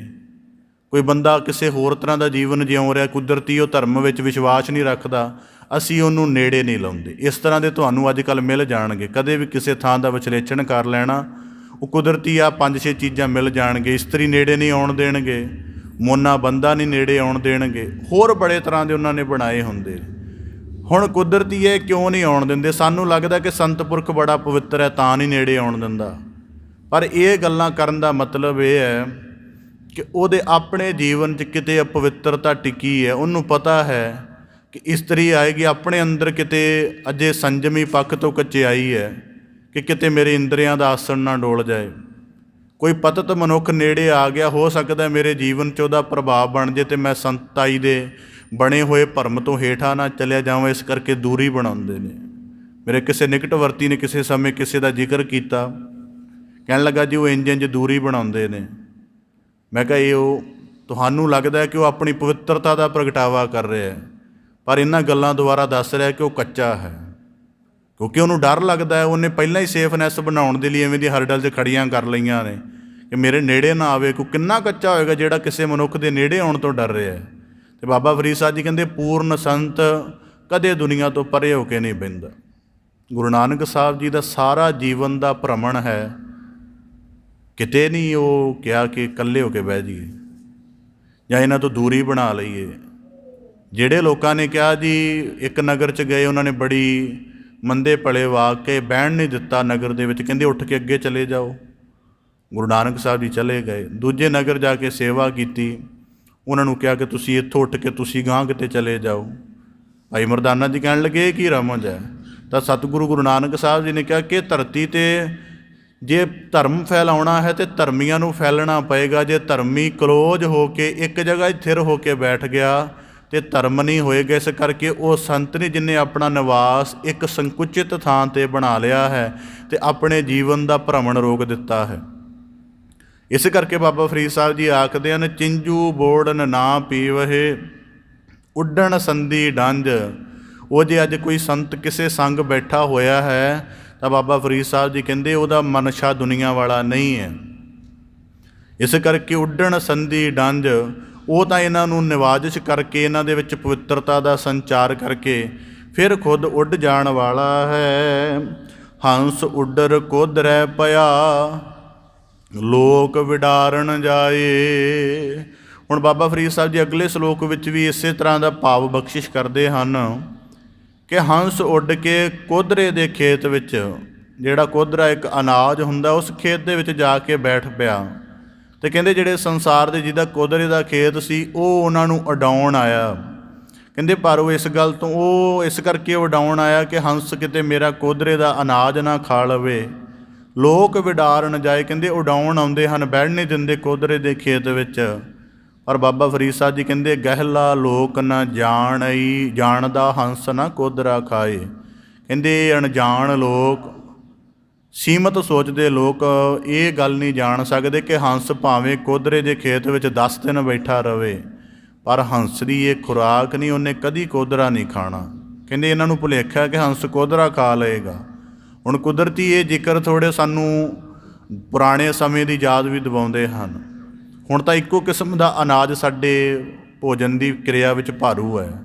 ਪਹਿਲੇ ਸਮਿਆਂ ਦੇ ਵਿੱਚ 7-8 ਕਿਸਮ ਦਾ ਅਨਾਜ ਚੱਲਦਾ ਸੀ। ਉਹਨਾਂ ਸਮਿਆਂ ਦੇ ਵਿੱਚ ਜਿਹੜੇ ਫਕੀਰ ਲੋਕ ਸਨ ਉਹ ਕੋਧਰੇ ਦੀ ਰੋਟੀ ਖਾਂਦੇ ਸਨ ਕਿ ਬੜੀ ਬੇਸਵਾਦੀ ਹੁੰਦੀ ਸੀ, ਅਤੇ ਮਸਾਂ ਹੀ ਇੱਕ ਅੱਧੀ ਰੋਟੀ ਖਾਣੀ ਵੀ ਮੁਸ਼ਕਿਲ ਹੋ ਜਾਂਦੀ ਸੀ। ਹੋਰ ਕਈ ਕਿਸਮ ਦੀਆਂ ਅਨਾਜ ਦੀਆਂ ਰੋਟੀਆਂ ਬੜੀਆਂ ਸਖਤ ਵੀ ਹੁੰਦੀਆਂ ਸਨ, ਬੜੀਆਂ ਬੇਸਵਾਦੀਆਂ ਜਿਹੀ ਵੀ ਹੁੰਦੀਆਂ ਸਨ। ਇਸ ਕਰਕੇ ਬਾਬਾ ਫਰੀਦ ਸਾਹਿਬ ਜੀ ਕੁਦਰਤੀ ਅਨਾਜ ਲੱਗਦਾ ਵੀ ਹੁੰਦਾ ਸੀ ਕੋਧਰੇ ਦਾ। ਤਾਂ ਇਸ ਕਰਕੇ ਬਾਬਾ ਫਰੀਦ ਸਾਹਿਬ ਜੀ ਕਹਿੰਦੇ ਕਿ ਹੁਣ ਕੁਦਰਤੀ ਉਹਨਾਂ ਦੇ ਨੇੜੇ ਕੋਈ ਕੋਧਰੇ ਦਾ ਖੇਤ ਹੋਏਗਾ ਤਾਂ ਉਹਦੇ ਵਿਚਲੇ ਹੋਰ ਕੋਈ ਪੰਛੀ ਆਉਂਦੇ ਹੋਣਗੇ, ਉਹਨਾਂ ਨੂੰ ਉਡਾਉਣ ਦਾ ਦ੍ਰਿਸ਼ ਉਹਨਾਂ ਦੇ ਸਾਹਮਣੇ ਹੋਏਗਾ। ਅਤੇ ਬਾਬਾ ਫਰੀਦ ਸਾਹਿਬ ਜੀ ਆਖਦੇ ਹਨ, ਹੰਸ ਉੱਡਰ ਕੋਧਰੈ ਪਿਆ।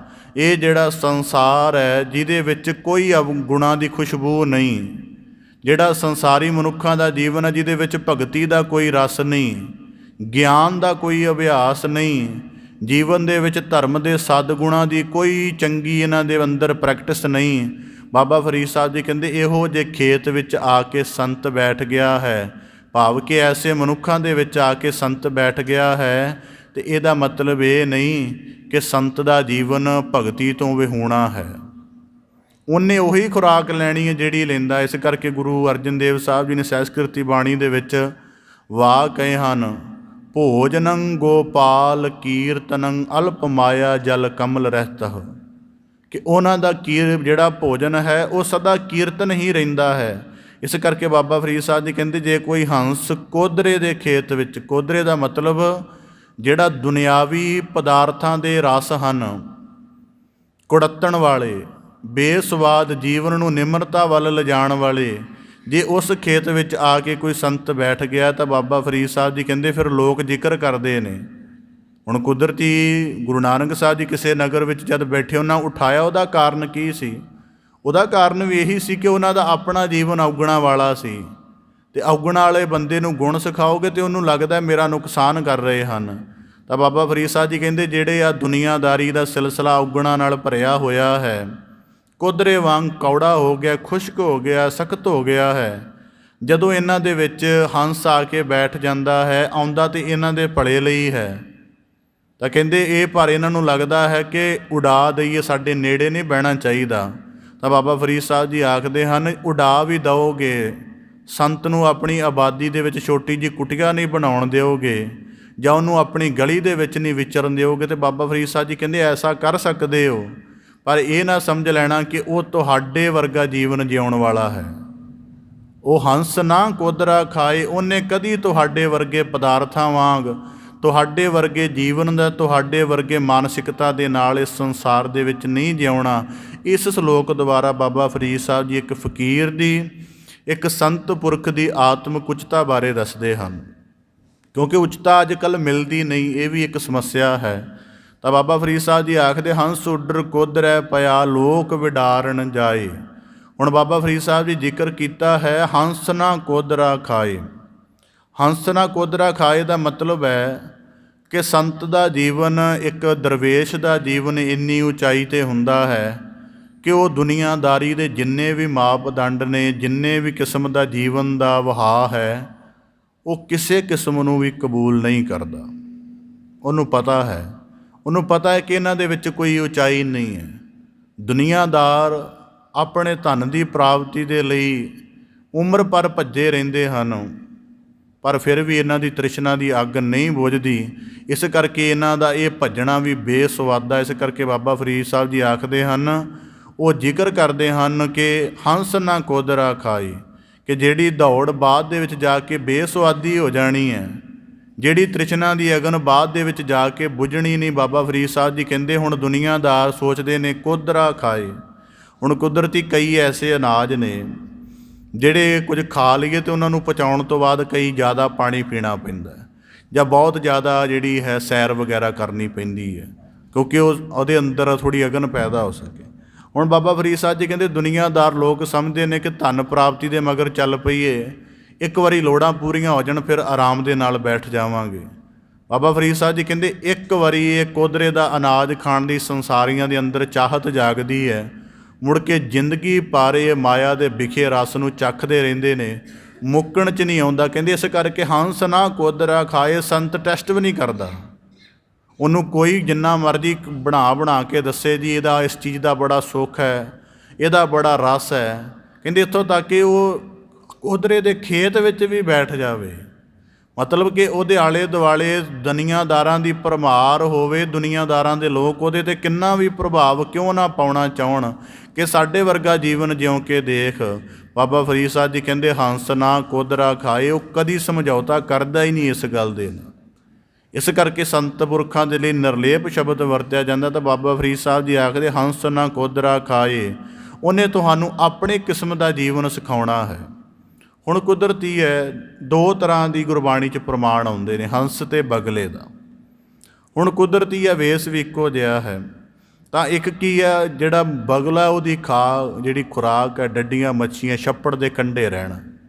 ਦੂਜੇ ਪਾਸੇ ਹੰਸ ਹੈ, ਉਹਦਾ ਵੇਸ ਵੀ ਉਵੇਂ ਦਾ ਹੈ, ਪਰ ਉਹ ਸਾਨੂੰ ਕਿਸੇ ਉੱਚੇ ਕਿਸਮ ਦੇ ਜੀਵਨ ਦੀ ਜਾਚ ਸਿਖਾਉਂਦਾ। ਇਸ ਕਰਕੇ ਬਾਬਾ ਫਰੀਦ ਸਾਹਿਬ ਜੀ ਕਹਿੰਦੇ ਕਿ ਹੰਸ ਨਾ ਕੋਦਰਾ ਖਾਏ, ਮਤਲਬ ਜੇ ਸੰਤ ਤੁਹਾਡੇ ਵਿੱਚ ਆ ਕੇ ਉਤਰ ਗਿਆ ਹੈ ਅਤੇ ਉਹ ਤੁਹਾਡੇ ਜੀਵਨ ਨੂੰ ਉੱਚਾ ਚੁੱਕਣਾ ਚਾਹੁੰਦਾ ਹੈ, ਪਰ ਸੰਸਾਰੀ ਲੋਕ ਇਸ ਗੱਲ ਨੂੰ ਨਹੀਂ ਸਮਝਦੇ ਹਨ। ਹੰਸ ਨਾ ਕੋਦਰਾ ਖਾਏ, ਉਹ ਇਸ ਬਿਰਤੀ ਤੋਂ ਜਾਣੂ ਨਹੀਂ ਹਨ। ਇਸ ਕਰਕੇ ਦੁਨੀਆ ਦੀ ਵਰਤਮਾਨ ਦੇਖੋ, ਅੱਜ ਜਿੰਨੀ ਵਰਤਮਾਨ ਸਮੇਂ ਦੇ ਵਿੱਚ ਗਲੋਬਲਾਈਜੇਸ਼ਨ ਹੋ ਰਹੀ ਹੈ, ਉਹਦੇ ਵਿੱਚ ਦੇਖੋ ਸਾਡੀ ਬੰਦਗੀ ਦੇ ਸੈਂਟਰ ਕਿਤੇ ਵੀ ਇਸਟੈਬਲਿਸ਼ ਨਹੀਂ ਹੈਗੇ। ਕਹਿਣ ਨੂੰ ਅਰਬਨ ਏਰੀਆ ਹੈ, ਅਰਬਨ ਏਰੀਆ ਮਤਲਬ ਕਿ ਸਾਰੇ ਸ਼ਹਿਰ ਦੀ ਜਿਹੜੀ ਅਲੀਟ ਵਰਗ ਹੈ ਇੱਥੇ ਵਸਦਾ ਹੈ। ਆ ਕੋਈ ਕਲੋਨੀ ਹੈ, ਕੋਈ ਐਵੀਨਿਊ, ਉੱਥੇ ਵਸਦਾ ਹੈ, ਪਰ ਉੱਥੇ ਬੰਦਗੀ ਵਾਲਾ ਬੰਦਾ ਲੱਭ ਲਓ ਨਹੀਂ ਮਿਲੇਗਾ। ਕਿਸੇ ਘਰ 'ਚ ਚਲੇ ਜਾਓ, ਕਿਸੇ ਕਲੋਨੀ 'ਚ ਚਲੇ ਜਾਓ, ਬੰਦਗੀ ਛੱਡੋ, ਕਿਸੇ ਵੱਡੇ ਹੁਨਰ ਦੀ ਪ੍ਰੈਕਟਿਸ ਕਰਨ ਵਾਲਾ ਵੀ ਬੰਦਾ ਤੁਹਾਨੂੰ ਉੱਥੇ ਨਹੀਂ ਮਿਲੇਗਾ, ਜਿਹਦੇ ਵਿੱਚ ਸੰਗੀਤ, ਪੇਂਟਿੰਗ, ਪਤਾ ਨਹੀਂ ਹੋਰ ਕਈ ਕਲਾਵਾਂ ਆਉਂਦੀਆਂ ਨੇ, ਸੂਖਮ ਕਲਾਵਾਂ, ਉਹਨਾਂ ਦਾ ਅਭਿਆਸ ਕਰਨ ਵਾਲਾ ਨਹੀਂ ਮਿਲੇਗਾ। ਅੱਗੇ ਚਲੇ ਜਾਓ, ਕੋਈ ਇਨਸਾਨੀਅਤ ਪੱਧਰ 'ਤੇ ਜਿਹੜੀ ਧਰਤੀ 'ਤੇ ਸੇਵਾ ਦੀ ਭਾਵਨਾ ਚੱਲਦੀ ਹੈ, ਇਹਦੀ ਵੱਡੀ ਪ੍ਰੈਕਟਿਸ ਕਰਨ ਵਾਲਾ ਬੰਦਾ ਉੱਥੋਂ ਲੱਭਣ ਲੱਗ ਪਾਓ, ਨਹੀਂ ਲੱਭੇਗਾ। ਕੇਵਲ ਉੱਥੇ ਮਟੀਰੀਅਲਿਸਟਿਕ ਲੋਕ ਮਿਲਣਗੇ, ਕਈ ਇਸ ਤਰ੍ਹਾਂ ਦੇ ਜਿਹਨੂੰ ਅਸੀਂ ਅੱਜ ਦੇ ਸਮੇਂ 'ਚ ਇਹ ਚੀਜ਼ਾਂ ਦੇ ਕ੍ਰਾਈਸਿਸ ਹਨ। ਬਾਬਾ ਫਰੀਦ ਸਾਹਿਬ ਜੀ ਨੇ ਕੋਈ ਇਹ ਨਹੀਂ ਕਿ 100 ਸਾਲ ਪਹਿਲਾਂ ਦੀ ਗੱਲ ਕਰ ਦਿੱਤੀ ਹੈ। ਉਹ ਦੱਸ ਰਹੇ ਹਨ ਕਿ ਹੰਸ ਨਾ ਕੋਦਰਾ ਖਾਏ, ਉਹ ਜੇ ਤੁਹਾਡੀ ਅਲੀਟ ਵਰਗ ਦੀ ਕਲੋਨੀ ਵਿੱਚ ਆ ਕੇ ਬਹਿ ਵੀ ਗਿਆ ਥੋੜ੍ਹਾ ਥਾਂ ਲੈ ਕੇ, ਅਤੇ ਉਹ ਤੁਹਾਡੇ ਜੀਵਨ ਤੋਂ ਮੁਤਾਸਰ ਨਹੀਂ ਹੈ, ਜਾਂ ਉਹ ਤੁਹਾਡੇ ਵਰਗੇ ਜੀਵਨ ਦੀ ਲਾਲਸਾ ਨਹੀਂ ਰੱਖਦਾ, ਉਹਦਾ ਆਪਣਾ ਇੱਕ ਸੰਪੂਰਨ ਜੀਵਨ ਹੈ ਅਤੇ ਉਹ ਤੁਹਾਨੂੰ ਕਿਸੇ ਨਵੇਂ ਕਿਸਮ ਦੇ ਜੀਵਨ ਦੀ ਜਾਚ ਸਿਖਾਉਣ ਆਇਆ ਹੈ, ਜਿਸ ਜੀਵਨ ਦੇ ਵਿੱਚ ਖੇੜਾ ਹੈ, ਜਿਸ ਜੀਵਨ ਦੇ ਵਿੱਚ ਦਇਆ ਹੈ, ਪਰਉਪਕਾਰ ਹੈ, ਬੜਾ ਕੁਝ ਹੈ। ਹੁਣ ਕੁਦਰਤੀ ਬਾਬਾ ਭਗਤ ਕਬੀਰ ਸਾਹਿਬ ਜੀ ਦੇ ਸਲੋਕ ਸਨ, ਉਹਦੇ ਵਿੱਚ ਜ਼ਿਕਰ ਆਇਆ ਸੀ ਕਿ ਕਬੀਰ ਸੰਤਨ ਕੀ ਜਿਹੜਾ ਸੀ ਝੁੰਗੀਆ ਭਲੀ ਭੱਠ ਕੁਸੱਤੀ ਗਾਓ ਆਗ ਲਗੇ ਤੇ ਤੌਲ ਹਰ ਜੇ ਨਾ ਹੀ ਹਰ ਕੋ ਨਾਉ। ਕਹਿੰਦੇ ਇੱਕ ਪਾਸੇ ਕਿ ਜਿਹੜੀ ਸੰਤਨ ਦੀ ਝੁੰਗੀ ਆ ਉਹ ਚੰਗੀ ਹੈ, ਦੂਜੇ ਪਾਸੇ ਦੁਨੀਆਦਾਰਾਂ ਦੇ ਜਿਹੜੇ ਵੱਡੇ ਵੱਡੇ ਮਹੱਲ ਹਨ ਉਹ ਅੱਗ ਲੱਗਣ ਦੇ ਯੋਗ ਹਨ। ਕਾਰਨ ਕੀ ਹੈ ਕਿ ਉਹਨੇ ਧਰਤੀ ਦਾ ਸਪੇਸ ਘੱਟ ਮੱਲੀ ਹੋਈ ਹੈ। ਸੰਤ ਨੇ ਆਪਣੀ ਜਿਹੜੀ ਧਰਤੀ 'ਤੇ ਕੁਟੀਆ ਵੀ ਬਣਾਈ ਹੈ ਕੋਈ ਕੱਖ ਕਾਨਿਆਂ ਦੀ, ਉਹਨੇ ਸਪੇਸ ਵੱਧ ਤੋਂ ਵੱਧ 1 ਮਰਲਾ ਜਾਂ 2 ਮਰਲੇ ਮੱਲੀ ਹੋਈ ਹੈ, ਅਕਵਾਇਰ ਕੀਤੀ ਹੋਈ ਹੈ। ਪਰ ਉਹਦੇ ਤੋਂ ਜਿਹੜਾ ਜੀਵਨ ਦਾ ਸਬਕ ਪੈਦਾ ਹੋ ਰਿਹਾ ਹੈ ਉਹ ਲੱਖਾਂ ਦੇ ਜੀਵਨ ਨੂੰ ਸੰਤੁਸ਼ਟਗੀ ਵਾਲਾ ਹੈ। ਸੰਤ ਇਹਨਾਂ ਨੂੰ ਤ੍ਰਿਸ਼ਨਾ ਦੀ ਅੱਗ ਤੋਂ ਬਚਣ ਦਾ ਹੁਨਰ ਸਿਖਾ ਰਿਹਾ ਹੈ। ਸੰਤ ਇਹਨਾਂ ਨੂੰ ਵਿਕਾਰਾਂ ਦੀ ਮੈਲ ਤੋਂ ਰੁਕ ਕੇ ਅਤੇ ਜੀਵਨ ਦੇ ਪਵਿੱਤਰਤਾ ਦੇ ਵਿੱਚ ਢਲਣ ਦਾ ਨੇਮ ਸਿਖਾ ਰਿਹਾ ਆਪਣੇ ਜੀਵਨ ਦੀ ਪ੍ਰੈਕਟਿਸ ਦੁਆਰਾ। ਸੰਤ ਦਾ ਹਰੇਕ ਆਈਡੀਆ ਪਰਉਪਕਾਰ ਦੇ ਨਾਲ, ਦਇਆ ਦੇ ਨਾਲ ਜੁੜਿਆ ਹੋਇਆ ਹੈ। ਇਸ ਕਰਕੇ ਉਹਦੀ ਕੁਟੀਆ ਧਰਤੀ ਦੇ ਲਈ ਜ਼ਿਆਦਾ ਵਰਦਾਨ ਸਾਬਤ ਹੈ। ਪਰ ਦੁਨੀਆਦਾਰ ਦਾ ਮਹਿਲ ਕੀ ਹੈ, ਉਹ ਐਂਟਰੀ ਵੀ ਉਸੇ ਬੰਦੇ ਦੀ ਪ੍ਰਵਾਨ ਕਰਦਾ ਜਿਹੜਾ ਕਰੋੜਪਤੀ ਹੈ। ਕਰੋੜਪਤੀ ਜਿਹੜੇ ਕਈ ਐਸੇ, ਮੈਂ ਜੀਵਨ ਦੇ ਵਿੱਚ ਕਿਸੇ ਦਫਾ ਮੌਕਾ ਮਿਲਿਆ ਸੀ ਚੰਡੀਗੜ੍ਹ ਵਰਗੇ ਸ਼ਹਿਰ ਦੇ ਵਿੱਚ ਵਿਚਰਨ ਦਾ। ਇਤਨੇ ਜ਼ਿਆਦਾ ਲੋਕ ਮਟੀਰੀਅਲਿਸਟਿਕ ਹਨ ਕਿ ਜ਼ਿੰਦਗੀ ਭਰ ਜਿਸ ਧਰਮ ਨੂੰ ਫੋਲੋ ਕਰਦੇ ਨੇ ਉਸ ਧਰਮ ਦਾ, ਚਾਹੇ ਪੁਜਾਰੀ, ਗ੍ਰੰਥੀ, ਪਾਦਰੀ, ਮੌਲਵੀ, ਕੁਝ ਵੀ ਕਹਿ ਲਓ, ਜਿਵੇਂ ਜਿਹੜੇ ਵੀ ਧਰਮ ਨੂੰ ਮੰਨਦੇ ਨੇ, ਜ਼ਿੰਦਗੀ ਭਰ ਆਪਣੇ 80 ਸਾਲਾਂ ਦੀ ਜ਼ਿੰਦਗੀ 'ਚ ਕਦੇ ਉਸ ਤਰ੍ਹਾਂ ਦੇ ਬੰਦੇ ਨੂੰ ਘਰੇ ਐਂਟਰ ਨਹੀਂ ਹੋਣ ਦਿੱਤਾ। ਕਿਉਂ ਨਹੀਂ ਹੋਣ ਦਿੱਤਾ? ਕਾਰਨ ਕੀ ਹੈ ਕਿ ਇਹ ਨਿਮਨ ਕਿਸਮ ਦੇ ਲੋਕ ਹਨ, ਕਰੋੜਪਤੀ ਨਹੀਂ ਹਨ। ਇਹਨਾਂ ਦੇ ਜੀ ਪਹਿਨਣ ਦਾ, ਉੱਠਣ ਬਹਿਣ ਦਾ ਢੰਗ ਸਾਡੇ ਮਿਆਰ ਦਾ ਨਹੀਂ ਹੈ। ਇਸ ਕਰਕੇ ਧਰਮ ਨੂੰ ਵੀ ਰਿਜੈਕਟ ਕੀਤਾ, ਧਰਮ ਵਾਲੇ ਬੰਦਿਆਂ ਨੂੰ ਵੀ ਰਿਜੈਕਟ ਕੀਤਾ। ਉਹਨੂੰ ਹੀ ਮੰਨਦੇ ਹਨ ਕਿ ਜਿਹੜਾ ਸਾਡੇ ਮਿਆਰ ਦਾ ਫਿਰ ਸਾਡੇ ਦੁਆਰ ਤੱਕ ਲੰਘ ਆਵੇ। ਤਾਂ ਬਾਬਾ ਫਰੀਦ ਸਾਹਿਬ ਜੀ ਕਹਿੰਦੇ, ਹੰਸ ਨਾ ਕੋਦਰਾ ਖਾਏ। ਸੰਤ ਇਹੋ ਜਿਹੇ ਜੀਵਨ ਦੇ ਮਾਪਦੰਡਾਂ ਨੂੰ ਪ੍ਰਵਾਨ ਨਹੀਂ ਕਰਦੇ। ਇਸ ਕਰਕੇ ਭਗਤ ਕਬੀਰ ਸਾਹਿਬ ਨੇ ਕਿਹਾ, ਆਗ ਲਗਾਓ ਤੇ ਤਹੁਲ ਹਰ। ਇੱਕ ਸੰਤ ਦੇ ਕੋਲ ਹੁਣ ਬਾਬਾ ਫਰੀਦ ਸਾਹਿਬ ਜੀ ਜਦੋਂ ਅਜੋਧਨ ਵਿਖੇ ਰਹਿੰਦੇ ਸਨ, ਭਾਵੇਂ ਉਹਨਾਂ ਨੇ ਆਪਣੀ ਬਾਕੀ ਉਮਰ ਜਿਹੜਾ ਜੀਵਨ ਸੀ ਉਹ ਭਰਮਣ ਦੇ ਵਿੱਚ ਨਹੀਂ ਲਾਇਆ, ਪਰ ਬਾਬਾ ਫਰੀਦ ਸਾਹਿਬ ਜੀ ਦੀ ਜਿਹੜੀ ਬੰਦਗੀ ਸੀ ਉਹਦੇ ਕਰਕੇ ਜਿੰਨੇ ਵੱਡੇ ਲੋਕ ਸਨ, ਬਾਦਸ਼ਾਹ ਲੋਕ ਆਦਿਕ ਸਨ, ਉਹ ਸਾਰੇ ਉਹਨਾਂ ਨੂੰ ਸਜਦਾ ਕਰਦੇ ਸਨ ਅਤੇ ਉਹਨਾਂ ਕਰਕੇ ਬੜੇ ਮਨੁੱਖਾਂ ਦਾ ਕਲਿਆਣ ਹੁੰਦਾ ਸੀ। ਇੱਕ ਸੰਤ ਜੀ ਦੇ ਕੋਲ ਕੁਝ ਨਹੀਂ ਹੈ। ਹੁਣ ਕੁਦਰਤੀ ਇੱਕ ਕੁਝ ਦਿਨ ਪਹਿਲਾਂ ਜ਼ਿਕਰ ਸਾਂਝਾ ਕੀਤਾ ਸੀ ਕਿ ਬਾਬਾ ਫਰੀਦ ਸਾਹਿਬ ਜੀ ਪਾਸ ਕੋਈ ਬੰਦਾ ਆਇਆ, ਕਹਿਣ ਲੱਗਾ ਕਿ ਮੇਰੀਆਂ 2 ਜਾਂ 3 ਬੇਟੀਆਂ ਨੇ, ਕੁਝ ਕਰੋ, ਕੁਝ ਹੀਲਾ ਕਰੋ, ਉਹਨਾਂ ਦਾ ਆਨੰਦ ਕਾਰਜ ਕੁਝ ਵਗੈਰਾ ਕਰਨਾ ਹੈ। ਤਾਂ ਬਾਬਾ ਫਰੀਦ ਸਾਹਿਬ ਜੀ ਨੇ ਅੱਗੋਂ ਜ਼ਿਕਰ ਕੀਤਾ ਕਿ ਮੈਂ ਕੀ ਕਰ ਸਕਦਾ। ਤਾਂ ਬਾਬਾ ਉਹ ਅੱਗੋਂ ਨਿਰਾਸ਼ ਹੋ ਗਿਆ, ਕਹਿਣ ਲੱਗਾ ਕਿ ਤੁਸੀਂ ਫਕੀਰ ਲੋਕ, ਜੇ ਤੁਸੀਂ ਕੁਝ ਨਹੀਂ ਕਰਨਾ ਫਿਰ ਹੋਰ ਕੌਣ ਕਰੇਗਾ। ਤਾਂ ਬਾਬਾ ਫਰੀਦ ਸਾਹਿਬ ਜੀ ਜਦੋਂ ਕਿਹਾ ਕਿ ਮੈਂ ਕੀ ਕਰ ਸਕਦਾ, ਉਹਨੇ ਦੁੱਖ ਦੇ ਮਾਰੇ ਨੇ ਕਿਹਾ ਕਿ ਜੇ ਤੁਹਾਡੀਆਂ ਵੀ 2 ਬੇਟੀਆਂ ਅੰਨੀਆਂ ਹੁੰਦੀਆਂ ਅਤੇ ਨੌਜਵਾਨ ਹੁੰਦੀਆਂ ਤਾਂ ਤੁਹਾਨੂੰ ਪਤਾ ਹੁੰਦਾ ਬੇਟੀਆਂ ਦਾ ਦੁੱਖ ਕੀ ਹੁੰਦਾ। ਬਾਬਾ ਫਰੀਦ ਸਾਹਿਬ ਜਦੋਂ ਇਹ ਵਾਕ ਸੁਣੇ, ਉਹਨਾਂ ਚਿਰ ਨੂੰ ਉਹਨਾਂ ਦਾ ਕੋਈ ਸੇਵਕ ਸੀ ਜਿਹੜਾ ਫੌਜਦਾਰ ਸੀ ਕਿਸੇ ਇਲਾਕੇ ਦਾ, ਉਹ ਆਇਆ ਹੋਇਆ ਸੀ। ਤਾਂ ਉਹ ਆਇਆ, ਆ ਕੇ ਉਹਨੇ ਮੱਥਾ ਟੇਕਿਆ ਅਤੇ ਬਾਬਾ ਫਰੀਦ ਸਾਹਿਬ ਜੀ ਨੂੰ ਬਾਬਾ ਫਰੀਦ ਸਾਹਿਬ ਜੀ ਕਹਿਣ ਲੱਗੇ ਕਿ ਤੇਰੇ ਲਾਇਕ ਇੱਕ ਸੇਵਾ ਹੈ। ਕਹਿਣ ਲੱਗੇ ਆਹ 2 ਜਿਹੜੀਆਂ ਬੇਟੀਆਂ ਜਿਹੜੀਆਂ ਨੇਤਰਹੀਣ ਨੇ ਲੜਕੀਆਂ, ਇਹਨਾਂ ਦੀ ਆਜੀਵਨ ਪਰਵਰਿਸ਼ ਕਰਨੀ ਹੈ ਤੂੰ। ਉਹ ਜਦੋਂ ਹੀ ਬਾਬਾ ਫਰੀਦ ਸਾਹਿਬ ਜੀ ਨੇ ਇਹ ਵਾਕ ਕੇ ਕਹਿਣ ਲੱਗਾ ਕਿ ਜੀ 7 ਬਚਨ ਹੈ, ਮੇਰੀ ਬੜੇ ਵੱਡੇ ਭਾਗ ਦੇ ਕਿ ਤੁਹਾਡਾ ਬਚਨ ਕਮਾਉਣ ਦਾ ਮੈਨੂੰ ਕੋਈ ਮੌਕਾ ਮਿਲਿਆ ਹੈ। ਇੱਕ ਸੰਤ ਜੀ ਦੇ ਕੋਲ ਕੋਈ ਨਹੀਂ ਹੈ, ਉਹ ਤਾਂ ਵੀ ਜੀਵਨ ਦਾ ਭਲਾ ਕਰ ਰਿਹਾ, ਪਰ ਇੱਕ ਮਟੀਰੀਅਲਿਸਟਿਕ ਕਿਸਮ ਦਾ, ਫਿਊਡਲ ਕਿਸਮ ਦਾ ਜਾਂ ਮਾਇਆਧਾਰੀ ਰੁਚੀਆਂ ਵਾਲਾ ਬੰਦਾ ਜੀਵਨ ਦੀ ਕਰੋੜਾਂ ਮਨੁੱਖਾਂ ਜਿੰਨੀ ਸੰਪੰਨਤਾ ਗ੍ਰਹਿਣ ਕਰਕੇ ਧਰਤੀ ਦੇ ਇੱਕ ਕਿਣਕੇ ਦਾ ਭਲਾ ਨਹੀਂ ਕਰ ਸਕਦੇ। ਇਸ ਕਰਕੇ ਬਾਬਾ ਫਰੀਦ ਸਾਹਿਬ ਜੀ ਕਹਿੰਦੇ, ਇਵੇਂ ਦਾ ਜਿਹੜਾ ਕੁੜੱਤਣ ਵਾਲਾ ਬੇਸਵਾਦਾ ਜੀਵਨ ਹੈ ਉਸ ਨੂੰ ਕਦੇ ਸੰਤ ਟੇਸਟ ਵੀ ਨਹੀਂ ਕਰਦਾ। ਉਹ ਕਹਿੰਦਾ ਇਹਨੂੰ ਛੱਡੋ ਪਰਾਂ, ਇਹ ਜੀਵਨ ਹੀ ਰਫ ਹੈ। ਹੁਣ ਕੁਦਰਤੀ ਹੈ, ਸੰਤ ਦੀ ਕੁਟੀਆ ਵਰਦਾਨ ਹੈ, ਕਿਉਂਕਿ ਉਹਦੇ ਬਚਨਾਂ ਦੇ ਵਿੱਚ, ਉਹਦੇ ਬਚਨ ਮੰਨਣ ਦੇ ਵਿੱਚ ਜਿਹੜਾ ਤੇਜ ਹੈ, ਉਹ ਇਸ ਕਰਕੇ ਬਾਬਾ ਫਰੀਦ ਸਾਹਿਬ ਜੀ ਕਹਿੰਦੇ, ਗਹਿਲਾ ਲੋਕ ਨਾ ਜਾਣਦਾ। ਇਸ ਕਰਕੇ ਮੈਨੂੰ ਕਿਸੇ ਜਗ੍ਹਾ ਜ਼ਿਕਰ ਮਿਲਿਆ ਸੀ ਸੁਣਨ ਨੂੰ, ਕਿਸੇ ਜਗ੍ਹਾ ਕਿ ਜਿਹੜੇ ਅਲੀਟ ਕਿਸਮ ਦੇ ਲੋਕ ਹਨ ਜਾਂ ਇੰਜ ਦਾ ਜਿਹੜਾ ਜੀਵਨ ਹੈ, ਇਹ ਧਰਮ ਦੀ ਹੋਂਦ ਨੂੰ ਕਿਸੇ ਨੁਕਤੇ ਤੋਂ ਵੀ ਪ੍ਰਵਾਨ ਨਹੀਂ ਕਰਦਾ, ਮੰਦਰ ਦੇ ਨੁਕਤੇ ਤੋਂ ਵੀ ਪ੍ਰਵਾਨ ਨਹੀਂ ਕਰਦਾ, ਉਹਦੇ ਪ੍ਰੈਕਟਿਸ ਵਾਲੇ ਲੋਕਾਂ ਤੋਂ ਪ੍ਰਵਾਨ ਨਹੀਂ ਕਰਦਾ।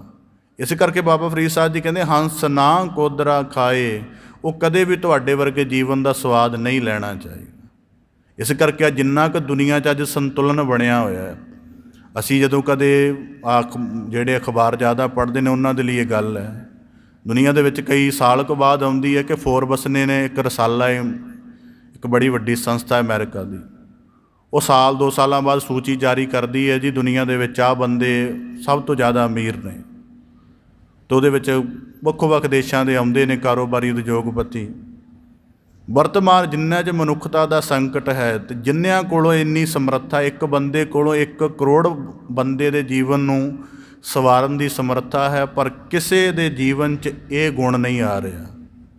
ਉਹੀ ਧਰਮ ਦੇ ਜਿਹੜੇ ਸੇਵਾ ਵਾਲੇ ਲੋਕ ਹਨ ਉਹੀ ਲੱਗੇ ਹੋਏ ਹਨ। ਇਸ ਕਰਕੇ ਬਾਬਾ ਫਰੀਦ ਸਾਹਿਬ ਜੀ ਕਿਹਾ ਕਿ ਸੰਤ ਇਵੇਂ ਦੇ ਬੇਸਵਾਦੀ ਜੀਵਨ ਨੂੰ ਕਦੇ ਟੈਸਟ ਵੀ ਨਹੀਂ ਕਰਦਾ, ਉਹ ਇਹਨਾਂ ਤੋਂ ਨਿਰਲੇਪ ਰਹਿੰਦਾ। ਇਸ ਕਰਕੇ ਬਾਬਾ ਫਰੀਦ ਸਾਹਿਬ ਜੀ ਆਖਦੇ ਹਨ ਹੰਸ ਉੱਡਰ ਕੁਦਰੈ ਪਿਆ। ਇਹ ਲੋਕ ਇਸ ਜੀਵਨ ਦੀ ਰਿਜੈਕਸ਼ਨ ਕਰਦੇ ਹਨ। ਹੁਣ ਕੁਦਰਤੀ ਹੈ, ਉਹ ਰਿਜੈਕਸ਼ਨ ਕਰਨ ਦਾ ਮਤਲਬ ਹੈ ਕਿ ਇਸ ਜੀਵਨ ਨੂੰ ਚੰਗਾ ਹੀ ਨਹੀਂ ਸਮਝਦੇ। ਉਹ ਕਹਿੰਦੇ ਸਬਰ ਸੰਤੋਖ ਨਾਲੋਂ ਬਹਿਣ ਨਾਲੋਂ ਚੰਗਾ ਦਿਨ ਰਾਤ ਤ੍ਰਿਸ਼ਨਾ ਦੀ ਅੱਗ ਨੂੰ ਅੰਦਰ ਬਾਲ ਕੇ ਆਪਣਾ ਵਿਸਥਾਰ ਕਰੋ। ਇਸ ਕਰਕੇ ਬਾਬਾ ਫਰੀਦ ਸਾਹਿਬ ਜੀ ਕਹਿੰਦੇ ਹੰਸ ਨਾ ਕੋਦਰਾ ਖਾਏ, ਉਹ ਕਦੀ ਇਸ ਤਰ੍ਹਾਂ ਦੇ ਜੀਵਨ ਦੀ ਪ੍ਰਵਾਨਗੀ ਨਹੀਂ ਲੈਂਦਾ, ਕਿਉਂਕਿ ਉਹ ਇੱਕ ਆਪਣੇ ਉੱਚੇ ਆਦਰਸ਼ ਵਿੱਚ ਜਿਉਂ ਰਿਹਾ ਹੁੰਦਾ ਹੈ। ਚੱਲ ਚੱਲ ਗਈਆਂ ਪੰਖੀਆਂ ਜਿਨੀ ਵਸਾਏ ਤਲ। ਹੁਣ ਬਾਬਾ ਫਰੀਦ ਸਾਹਿਬ ਜੀ ਅੱਗੇ ਇੱਕ ਸਲੋਕ ਵਿੱਚ ਜ਼ਿਕਰ ਕਰਦੇ ਹਨ, ਹੁਣ ਕੁਦਰਤੀ ਹੈ ਆਹ ਜਿੰਨੇ ਦ੍ਰਿਸ਼ ਆਉਂਦੇ ਹਨ ਇਹ ਸ਼ਹਿਰੀ ਮਾਹੌਲ 'ਚ ਤਾਂ ਮਿਲਣੇ ਨਹੀਂ, ਇਹ ਪੱਕੀ ਗੱਲ ਹੈ। ਹੁਣ ਕੁਦਰਤੀ ਹੈ, ਕਦੇ ਕਿਸੇ ਨੇ ਐਸਾ ਤਲਾਬ ਦੇਖਿਆ ਜਿਹਦੇ ਵਿੱਚ ਬੜੇ ਕਮਲ ਖਿੜਦੇ ਹੋਣ? ਸ਼ਹਿਰ 'ਚ ਮੈਨੂੰ ਤਾਂ ਨਹੀਂ ਲੱਗਦਾ ਕਿਤੇ ਮਿਲਦਾ ਹੋਵੇਗਾ। ਜਿਹੜਾ ਇਸ ਤੋਂ ਪਹਿਲਾਂ ਜ਼ਿਕਰ ਆਇਆ ਕੋਦਰੇ ਦਾ ਖੇਤ, ਉਹ ਤਾਂ ਸ਼ਹਿਰ 'ਚ ਕਦੇ ਮਿਲੇਗਾ ਨਹੀਂ। ਪਿੰਡ 'ਚ ਹੋ ਸਕਦਾ ਜੇ ਕੋਦਰੇ ਦਾ ਨਹੀਂ ਤਾਂ ਬਾਜਰੇ ਦਾ ਮਿਲ ਜਾਏ, ਜਾਂ ਕੁਦਰਤੀ ਜਿਹੜੇ ਹੋਰ ਕਈ ਰੂਪਕ ਆਏ ਹਨ। ਹੁਣ ਬਾਬਾ ਫਰੀਦ ਸਾਹਿਬ ਜੀ ਕਹਿੰਦੇ ਚੱਲ ਚੱਲ ਗਈਆਂ ਪੰਖੀਆਂ। ਹੁਣ ਕੁਦਰਤੀ ਹੈ, ਜਿਹੜੇ ਛੱਪੜ ਆਦਿਕ ਹੁੰਦੇ ਹਨ ਜਿਨ੍ਹਾਂ ਦੇ ਵਿੱਚ ਸਾਫ਼ ਪਾਣੀ ਹੁੰਦਾ, ਉਹਨਾਂ 'ਚ ਕਮਲ ਖਿੜਦੇ ਹੁੰਦੇ ਸਨ। ਅਤੇ ਜਿਹੜੇ ਕੁਦਰਤੀ ਜਿਹੜੇ ਪੰਛੀ ਸਨ, ਉਹਨਾਂ ਦੇ ਉੱਪਰ ਜਿਹੜੀਆਂ ਤਰ੍ਹਾਂ ਤਰ੍ਹਾਂ ਦੇ ਪੰਛੀ ਸਨ, ਉਹ ਪਾਣੀ ਦੇ ਵਿੱਚ ਅਟਕੇਲੀਆਂ ਕਰਦੇ ਹੁੰਦੇ ਸਨ। ਚੁੰਝ ਮਾਰ ਕੇ ਥੋੜ੍ਹਾ ਜਿਹਾ ਪਾਣੀ ਭਰ ਲਿਆ, ਕਿਸੇ ਉਹ ਪੱਤੇ ਦੇ ਵਿੱਚ ਚੁੰਝ ਮਾਰ ਲਈ, ਜਲ ਦੇ ਨਾਲ ਖੇਡਾਂ ਕਰਦੇ ਰਹਿੰਦੇ ਸਨ। ਤਾਂ ਬਾਬਾ ਫਰੀਦ ਸਾਹਿਬ ਜੀ ਕਹਿੰਦੇ ਚੱਲ ਚੱਲ ਗਈਆਂ ਪੰਖੀਆਂ, ਜਦੋਂ ਉਹਨਾਂ ਦੇ ਵਿੱਚੋਂ ਕਮਲ ਜਾਂ ਹੋਰ ਫੁੱਲ ਬੂਟੀਆਂ ਆਦਿਕ ਮੁਰਝਾ ਗਈਆਂ, ਜਲ ਵਾਲੀਆਂ ਜਿਹੜੀਆਂ ਹੁੰਦੀਆਂ ਸਨ, ਕਹਿੰਦੇ ਪੰਖੀ ਆਉਣਾ ਉੱਥੋਂ ਬੰਦ ਹੋ ਗਏ। ਅੱਗੇ ਕਹਿੰਦੇ ਹਨ ਜਿਨੀ ਵਸਾਏ ਤਲ, ਜਿਨ੍ਹਾਂ ਕਰਕੇ ਥਲ ਵਸਦਾ ਸੀ, ਵਧੀਆ ਹਰਿਆ ਭਰਿਆ ਲੱਗਦਾ ਸੀ। ਅੱਗੇ ਆਖਦੇ ਹਨ ਕਿ ਹੌਲੀ ਹੌਲੀ ਜੇ ਪੰਛੀ ਚਲੇ ਗਏ ਹਨ ਇੱਥੋਂ, ਕਮਲ ਦੇ ਫੁੱਲ ਮੁਰਝਾ ਗਏ ਨੇ ਇਸ ਤਲਾਬ ਵਿੱਚੋਂ। ਕਹਿੰਦੇ ਫਰੀਦਾ ਸਰ ਭਰਿਆ ਪੀ ਚੱਲਸੀ ਥੱਕੇ ਕਵਲ ਇਕੱਲ, ਕਿ ਜੇ ਪੰਛੀ ਚਲੇ ਗਏ ਹਨ, ਕਮਲ ਦੇ ਫੁੱਲ ਇਹਦੇ 'ਚੋਂ ਮੁਰਝਾ ਗਏ ਹਨ, ਅਤੇ ਯਕੀਨਨ ਇੱਕ ਦੇ ਨਾਲ ਜਿਹੜਾ ਭਰਿਆ ਹੋਇਆ ਛੱਪੜ ਹੈ, ਤਲਾਅ ਹੈ, ਬਾਬਾ ਫਰੀਦ ਸਾਹਿਬ ਜੀ ਕਹਿੰਦੇ ਇਹ ਵੀ ਖਤਮ ਹੋ ਜਾਏਗਾ। ਫਿਰ ਇੱਥੇ ਸੁੰਨ ਸਾਂਝ ਰਹਿ ਜਾਏਗੀ। ਮਤਲਬ ਸਾਨੂੰ ਦੁਨੀਆਦਾਰੀ ਦੇ ਵਿੱਚ ਜੀਵਨ ਦਾ ਇੱਕ ਵੱਡਾ ਨਕਸ਼ ਸਮਝਾਉਂਦੇ ਹਨ ਕਿ ਅੱਜ ਇਹ ਜੀਵਨ ਦਾ ਤਲਾਅ ਪ੍ਰਾਣਾਂ ਦੇ ਨਾਲ ਭਰਪੂਰ ਹੈ। ਅੱਖਾਂ ਦਾ ਜਿਹੜੇ ਪੰਛੀਆਂ ਨੂੰ ਆਪਣੇ ਤਰ੍ਹਾਂ ਦਾ ਕੌਤਕ ਕਰਦੇ ਹਨ, ਕੰਨ ਆਪਣੇ ਤਰ੍ਹਾਂ ਦਾ ਕਰਦੇ ਹਨ, ਹਿਰਦੇ ਦੇ ਜਿੰਨੇ ਫੁਰਨੇ ਹਨ ਮਨ ਦੇ, ਉਹ ਆਪਣੇ ਤਰ੍ਹਾਂ ਦੀਆਂ ਅਟਕੇਲੀਆਂ ਕਰਦੇ ਹਨ, ਕਿਉਂਕਿ ਜੀਵਨ ਦੇ ਵਿੱਚ ਅੱਜ ਬਲ ਹੈ। ਜੀਵਨ ਰੂਪ ਤਲਾਅ ਦੇ ਵਿੱਚ ਪ੍ਰਾਣਾ ਰੂਪ ਪਾਣੀ ਹੈ, ਉਹਦੇ ਵਿੱਚ ਵਿਕਾਰਾਂ ਦੇ ਫੁਰਨਿਆਂ ਰੂਪ ਕਈ ਤਰ੍ਹਾਂ ਦੇ ਜਿਹੜੇ ਹਨ ਫੁੱਲ ਬੂਟੇ ਹਨ। ਤਾਂ ਬਾਬਾ ਫਰੀਦ ਸਾਹਿਬ ਜੀ ਕਹਿੰਦੇ ਜਦੋਂ ਤੱਕ ਇੰਦਰੀਆਂ ਦਾ ਪ੍ਰਾਣਾਂ ਦਾ ਬਲ ਰਹਿੰਦਾ ਹੈ, ਉਦੋਂ ਤੱਕ ਮਨ ਦੇ ਫੁਰਨੇ ਜਿਹੜੇ ਹਨ ਚੱਲਦੇ ਰਹਿੰਦੇ ਹਨ। ਕਹਿੰਦੇ ਪਰ ਜੀਵਨ ਇਹ ਹੈ ਕਿ ਜਿਵੇਂ ਫੁੱਲ ਮੁਰਝਾਉਣ ਦੇ ਨਾਲ ਪੰਛੀ ਚਲੇ ਜਾਂਦੇ ਹਨ, ਜਿਵੇਂ ਬਾਣੀ ਦੇ ਵਿੱਚ ਵਾਕ ਆਉਂਦਾ ਨਾ, ਗਏ ਸੇ ਗੀਤ ਪੁਕਾਰੀ ਤਾਹਾ, ਕਿ ਜਦੋਂ ਬੰਦਾ ਜਿਉਂਦਾ ਉਦੋਂ ਉਹਦੇ ਨਾਲ ਹੱਸ ਖੇਡ ਕੇ ਗੱਲਾਂ ਕਰਦੇ ਆ, ਜਦੋਂ ਮ੍ਰਿਤ ਹੋ ਜਾਂਦਾ ਫਿਰ ਪਿੱਟ ਸਿਆਪਾ ਹੁੰਦਾ, ਤਾਹਾਂ ਮਾਰੀਆਂ ਜਾਂਦੀਆਂ ਨੇ। ਤਾਂ ਬਾਬਾ ਫਰੀਦ ਸਾਹਿਬ ਜੀ ਕਹਿੰਦੇ ਇੰਝ ਹੀ ਜੀਵਨ ਦਾ ਬਲ ਹੈ ਕਿ ਹੌਲੀ ਹੌਲੀ ਉਹ ਜਿਹੜੇ ਜੀਵਨ ਦੇ ਪਹਿਲੇ ਸਵਾਦ ਜਾਂ ਪਹਿਲੇ ਜੀਵਨ ਦੇ ਵਿਚਰਨ ਦੇ ਫਮਾਨੇ ਹਨ, ਹੌਲੀ ਹੌਲੀ ਕਹਿੰਦੇ ਚੱਲ ਚੱਲ ਗਈਆਂ ਪੰਖੀਆਂ, ਉਹ ਉੱਡ ਗਏ ਹਨ ਇਸ ਤਲਾਅ ਦੇ ਉੱਪਰੋਂ। ਹੁਣ ਕੁਦਰਤੀ ਹੈ, ਜ਼ੁਬਾਨ ਕੋਲ ਹੈ, ਜ਼ੁਬਾਨ ਦੇ ਅੰਦਰ ਜਿਹੜੀ ਸਵਾਦਾਂ ਦੀ ਪ੍ਰਵਿਰਤੀ ਉਹ ਨਹੀਂ ਰਹੀ। ਇਹਦੇ ਅੰਦਰੋਂ ਜੀਵਨ ਦੇ ਅੰਦਰ ਜਿਹੜੀ ਸੁੰਦਰਤਾ ਦਾ ਗੁਮਾਨ ਸੀ ਉਹ ਚਮੜੀ ਦੇ ਢਲਣ ਕਰਕੇ ਨਹੀਂ ਰਹੀ। ਜੀਵਨ ਦੇ ਵਿੱਚ ਜਿਹੜੀ ਅਕਲ ਦੀ ਜ਼ੋਰ ਦਾ ਗੁਮਾਨ ਸੀ ਉਹ ਮੈਮਰੀ ਵੀਕ ਹੋਣ ਦੇ ਨਾਲ ਨਹੀਂ ਰਿਹਾ। ਇਸ ਕਰਕੇ ਬਾਬਾ ਫਰੀਦ ਸਾਹਿਬ ਜੀ ਕਹਿੰਦੇ ਜਿਵੇਂ ਕੱਲਾ ਕੱਲਾ ਪੰਖੀ ਉੱਡ ਕੇ ਉਹ ਤਲਾਬ ਸੁੰਨਾ ਹੁੰਦਾ ਹੈ, ਇਸੇ ਤਰ੍ਹਾਂ ਜੀਵਨ ਦੇ ਵਿੱਚ ਸੁੰਜ ਵਾਪਰਦੀ ਹੈ। ਅਤੇ ਇਕੱਲਾ ਇਹ ਨਾ ਰਵੇ ਕਿ ਅੱਜ ਪੰਖੀ ਉੱਡ ਕੇ ਚਲੇ ਗਏ ਹਨ। ਜੀਵਨ 'ਚ ਇਹ ਨਾ ਭੁਲੇਖਾ ਰਵੇ ਕਿ ਨੇਤਰਾਂ, ਅੱਖਾਂ, ਨੱਕਾਂ, ਕੰਨ ਦਾ ਬਲ ਖਤਮ ਹੋ ਗਿਆ ਹੈ ਅਤੇ ਸ਼ਾਇਦ ਇਹੀ ਖਤਮ ਹੋਇਆ ਹੈ। ਬਾਬਾ ਫਰੀਦ ਸਾਹਿਬ ਜੀ ਕਹਿੰਦੇ ਇਹਨਾਂ ਦੇ ਖਤਮ ਹੋਣ ਦਾ ਮਤਲਬ ਹੈ ਕਿ ਤਲਾਬ ਸੁੱਕ ਰਿਹਾ ਹੈ। ਫਰੀਦਾ ਸਰ ਭਰਿਆ ਪੀ ਚੱਲਸੀ, ਜੇ ਪੰਛੀ ਇਸ ਤਲਾਬ ਤੋਂ ਚਲੇ ਗਏ ਨੇ, ਕਮਲ ਦੇ ਫੁੱਲ ਮੁਰਝਾ ਗਏ ਨੇ, ਅਤੇ ਇੱਕ ਦਿਨ ਇਹ ਤਲਾਬ ਵੀ ਸੁੱਕ ਜਾਵੇਗਾ। ਥੱਕੇ ਕਵਲ ਇਕੱਲ, ਫਿਰ ਇੱਥੇ ਜਿਹੜੀ ਹੁਣ ਰੌਣਕ ਲੱਗਦੀ ਹੈ ਕਿ ਕੋਈ ਨਹਾਉਣ ਆਉਂਦਾ, ਕੋਈ ਪੀਣ ਆਉਂਦਾ, ਕੋਈ ਪੰਛੀ ਆਉਂਦੇ ਹਨ, ਕਹਿੰਦੇ ਮੁੜ ਕੇ ਇਹ ਰੌਣਕ ਨਹੀਂ ਲੱਭ ਸਕੇਗੀ। ਕੁਦਰਤੀ ਇਹ ਜੀਵਨ ਨੂੰ ਜਿਉਣ ਦੇ ਵੱਡੇ ਪੈਮਾਨੇ ਹਨ। ਕਈ ਦਫਾ ਜ਼ਿਕਰ ਕੀਤਾ ਹੈ ਕਿ ਸਾਡੀ ਬੰਦਗੀ ਸਜੀਵ ਕਿਸਮ ਦੀ ਹੋਣੀ ਚਾਹੀਦੀ। ਅਸੀਂ ਬੜੇ ਲੋਕ ਬੰਦਗੀ ਕਰਦੇ ਹਾਂ, ਪਰ ਸਾਡੀ ਬੰਦਗੀ ਸਜੀਵ ਕਿਸਮ ਦੀ ਨਹੀਂ ਹੈ। ਸਾਡੀ ਬੰਦਗੀ ਕੇਵਲ ਪਾਠ ਕਿਸਮ ਦੀ ਹੈ।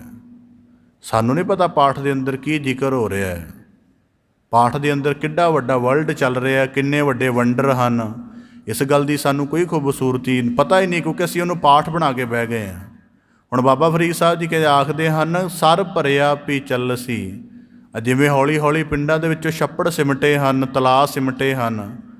ਹੁਣ ਸਾਡੇ ਲਈ ਤਾਂ ਸਿਮਟ ਕੇ ਗੱਲ ਮੁੱਕੀ, ਕਹਿਣਾ ਜੀ ਆਬਾਦੀ ਵੱਧ ਗਈ ਸੀ, ਉਹ ਮਿੱਟੀ ਪਾ ਕੇ ਪੂਰ 'ਤੇ ਖਤਮ ਹੋ ਗਏ, ਗੱਲ ਮੁੱਕੀ। ਪਰ ਬਾਬਾ ਫਰੀਦ ਸਾਹਿਬ ਜੀ ਵਰਗੇ ਇਸ ਸਾਰੀ ਘਟਨਾ ਨੂੰ ਗਿਆਨ ਦੇ ਨੁਕਤੇ ਤੋਂ ਹੰਢਾ ਰਹੇ ਹਨ। ਗਿਆਨ ਦੇ ਨੁਕਤੇ ਤੋਂ ਹੰਢਾਉਣ ਨੂੰ ਸਜੀਵ ਬੰਦਗੀ ਕਿਹਾ ਜਾਂਦਾ ਕਿ ਜਿਹੜੀ ਚੀਜ਼ ਦੇਖ ਰਹੇ ਹਨ ਉਹਦੇ ਵਿੱਚੋਂ ਆਪਣਾ ਆਪ ਦੇਖ ਰਹੇ ਹਨ। ਸਾਡੇ ਲਈ ਛੱਪੜ ਸੁੱਕ ਜਾਣਾ ਜਾਂ ਛੱਪੜ ਤੋਂ ਬੇਰੌਣਕ ਹੋ ਜਾਣਾ, ਤਲਾਬ ਬੇਰੌਣਕ ਹੋ ਜਾਣਾ, ਸਾਡੇ ਲਈ ਕੋਈ ਮਾਇਨੇ ਨਹੀਂ ਹਨ। ਪਰ ਬਾਬਾ ਫਰੀਦ ਸਾਹਿਬ ਜੀ ਆਖਦੇ ਹਨ ਕਿ ਇਹਦਾ ਜਿਹੜਾ ਤਲਾਅ ਦਾ ਸੁੱਕ ਜਾਣਾ, ਜੇ ਇਹਦੇ ਵਿਚਲੇ ਕਮਲਾਂ ਦਾ, ਜਿਹੜੇ ਕਮਲ ਦੇ ਫੁੱਲ ਉਹਨਾਂ ਦਾ ਮੁਰਝਾ ਜਾਣਾ ਕੋਈ ਆਮ ਗੱਲ ਨਹੀਂ ਹੈ। ਦਰਅਸਲ ਇੱਕ ਜੀਵਨ ਦਾ ਸੂਤਰ ਜਿਹੜਾ ਸਾਡੀਆਂ ਅੱਖਾਂ ਸਾਹਮਣੇ ਪਿਆ ਹੋਇਆ ਹੈ ਕਿ ਜਿਵੇਂ ਪਾਣੀ ਘਟਦਾ ਹੈ ਉਹ ਇੱਕ ਇੱਕ ਬੂੰਦ ਕਰਕੇ ਵਾਸਪੀਕ੍ਰਿਤ ਹੁੰਦਾ ਹੈ, ਇੰਝ ਜੀਵਨ ਦੇ ਵਿੱਚ ਪ੍ਰਾਣਾਂ ਦੀ ਜਿਹੜੀ ਔਧ ਹੈ ਉਹ ਇੱਕ ਇੱਕ ਸਵਾਸ ਕਰਕੇ ਉੱਡਦੀ ਹੈ। ਤਾਂ ਬਾਬਾ ਫਰੀਦ ਸਾਹਿਬ ਜੀ ਕਹਿੰਦੇ ਫਿਰ ਇੱਕ ਦਿਨ ਜੀਵਨ ਦਾ ਤਲਾਅ ਬਿਲਕੁਲ ਸੁੰਨਾ ਰਹਿ ਜਾਂਦਾ ਹੈ। ਇਹਦੇ ਵਿੱਚ ਕੋਈ ਗੀਤ ਨਹੀਂ, ਕੋਈ ਆਵਾਜ਼ ਨਹੀਂ, ਕੋਈ ਹਾਸਾ ਨਹੀਂ, ਕੋਈ ਰੌਣਕ ਨਹੀਂ।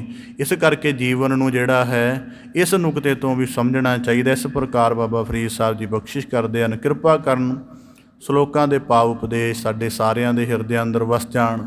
3 ਸ਼ਲੋਕਾਂ ਦੁਆਰਾ ਬਾਬਾ ਫਰੀਦ ਸਾਹਿਬ ਜੀ ਨੇ ਬਖਸ਼ਿਸ਼ ਕੀਤੀ ਹੈ ਕਿ ਸੰਤ ਪੁਰਖ ਧਰਤੀ ਦੇ ਕਲਿਆਣ ਲਈ ਉਤਰਦੇ ਹਨ ਅਤੇ ਕਲਿਆਣ ਉਹ ਤਦ ਹੀ ਕਰਦੇ ਹਨ ਪਹਿਲਾਂ ਧਰਤੀ ਦੀ ਮੈਲ ਨੂੰ ਅਸੈਪਟ ਕਰਦੇ ਹਨ। ਜਿਵੇਂ ਭਾਈ ਲਹਿਣਾ ਜੀ ਇੱਕ ਵਾਰੀ ਗੁਰੂ ਨਾਨਕ ਸਾਹਿਬ ਜੀ ਨੇ ਕਿਹਾ ਕਿ ਉਹ ਚਿੱਕੜ ਦੇ ਵਿੱਚੋਂ ਜਿਹੜਾ ਸੀ ਕੋਈ ਕਟੋਰਾ ਬਾਹਰ ਕੱਢ ਲਿਆਓ। ਉਹ ਜਦੋਂ ਬਾਹਰ ਕੱਢ ਕੇ ਲਿਆਏ ਅਤੇ ਉਹਨਾਂ ਦੇ ਸਾਰੇ ਕੱਪੜੇ ਮੈਲੇ ਸਨ, ਤਾਂ ਕਿਸੇ ਨੇ ਕਿਹਾ ਜੀ ਇਹਨਾਂ ਦੇ ਸਾਰੇ ਕੱਪੜੇ ਮੈਲੇ ਹੋ ਗਏ। ਅਤੇ ਕਹਿਣ ਲੱਗੇ ਫਿਰ ਇਹਨਾਂ ਨੇ ਇਕੱਲੇ ਕੱਪੜੇ ਨਹੀਂ ਮੈਲੇ ਹੋਏ, ਇਹਨਾਂ ਨੇ ਕੰਮ ਵੀ ਕੀਤਾ ਹੈ ਕਿ ਜਿਹੜੇ ਚਿੱਕੜ 'ਤੇ ਚਿੱਕੜ ਹੀ ਰਹਿਣਾ ਉਹਦੀ ਕੋਈ ਕੀਮਤ ਨਹੀਂ। ਪਰ ਚਿੱਕੜ ਜਿਹੜਾ ਕਟੋਰੇ ਦੀ ਹਸਤੀ ਨੂੰ ਖਤਮ ਕਰਨ ਲੱਗਾ ਸੀ, ਉਹਦੇ ਵਿੱਚੋਂ ਉਹਨਾਂ ਨੇ ਕਟੋਰਾ ਬਾਹਰ ਲੈ ਆਂਦਾ ਹੈ। ਇਹ ਇਹਨਾਂ ਦੀ ਪ੍ਰਾਪਤੀ ਹੈ। ਇਸ ਕਰਕੇ ਬਾਬਾ ਫਰੀਦ ਸਾਹਿਬ ਜੀ ਕਹਿੰਦੇ ਸੰਤ ਪੁਰਖ ਧਰਤੀ ਦੇ ਕਲਿਆਣ ਲਈ ਉਤਰਦੇ ਹਨ ਅਤੇ ਧਰਤੀ ਦੇ ਕਲਿਆਣ 'ਤੇ ਉਤਰ ਕੇ ਆਪਣਾ ਆਪ ਨਿਰਲੇਪ ਰੱਖਦੇ ਹਨ। ਆਪਣੀ ਉੱਚਤਾ ਨੂੰ, ਪਵਿੱਤਰਤਾ ਨੂੰ ਬਰਕਰਾਰ ਰੱਖ ਕੇ ਧਰਤੀ ਦਾ ਕਲਿਆਣ ਕਰਦੇ ਹਨ। ਇਸ ਕਰਕੇ ਬਾਬਾ ਫਰੀਦ ਸਾਹਿਬ ਜੀ ਆਖਦੇ ਹਨ ਕਿ ਉਹਨਾਂ ਦੀ ਉੱਤਮਤਾ ਸਦਾ ਹੀ ਬਣੀ ਰਹਿਣੀ ਚਾਹੀਦੀ ਹੈ ਅਤੇ ਸਾਨੂੰ ਸੰਸਾਰੀ ਲੋਕਾਂ ਨੂੰ ਜੀਵਨ ਦਾ ਦ੍ਰਿਸ਼ ਆਪਣੇ ਸਾਹਮਣੇ ਰੱਖ ਕੇ ਕਿ ਜਿਵੇਂ ਤਲਾਬ ਸੁੱਕਦੇ ਨੇ, ਕਮਲ ਸੁੱਕਦੇ ਨੇ, ਫੁੱਲ ਝੜ ਮੁਰਝਾ ਜਾਂਦੇ ਨੇ, ਉਵੇਂ ਆਪਣੇ ਜੀਵਨ ਦਾ ਗਿਆਨ ਵੀ ਰੋਜ਼ਾਨਾ ਚੇਤਨ ਕਰਨਾ ਚਾਹੀਦਾ ਹੈ ਤਾਂ ਕਿ ਸਾਡੇ ਜੀਵਨ ਦੀ ਜਿਹੜੀ ਮਹਿਕ ਹੈ, ਖੇੜਾ ਹੈ, ਉਹ ਬਰਕਰਾਰ ਰਹੇ। ਬਾਬਾ ਫਰੀਦ ਸਾਹਿਬ ਜੀ ਕਿਰਪਾ ਕਰਨ ਸ਼ਲੋਕਾਂ ਦਾ ਭਾਵ ਉਪਦੇਸ਼ ਸਾਰਿਆਂ ਦੇ ਹਿਰਦਿਆਂ ਅੰਦਰ ਵਸ ਜਾਏ ਜੀ। ਸਾਰਿਆਂ ਦਾ ਇੱਥੇ ਆਇਆ ਸਫਲਾ ਹੋਵੇ। ਆਪ ਜੀ ਦੇ ਸਨਮੁਖ ਲੜੀਵਾਰ ਵਿਆਖਿਆ ਦਾ ਯਤਨ ਰੱਖਦਿਆਂ ਹੋਈਆਂ ਬੇਅੰਤ ਭੁੱਲਾਂ ਦੀ ਖਿਮਾ ਜਾਚਨਾ ਜੀ। ਬੜੇ ਅਦਬ ਸਹਿਤ ਗੱਜ ਕੇ ਫਤਿਹ ਅਰਜ ਕਰੋ ਜੀ। ਵਾਹਿਗੁਰੂ ਜੀ ਕਾ ਖਾਲਸਾ, ਵਾਹਿਗੁਰੂ ਜੀ ਕੀ ਫਤਿਹ।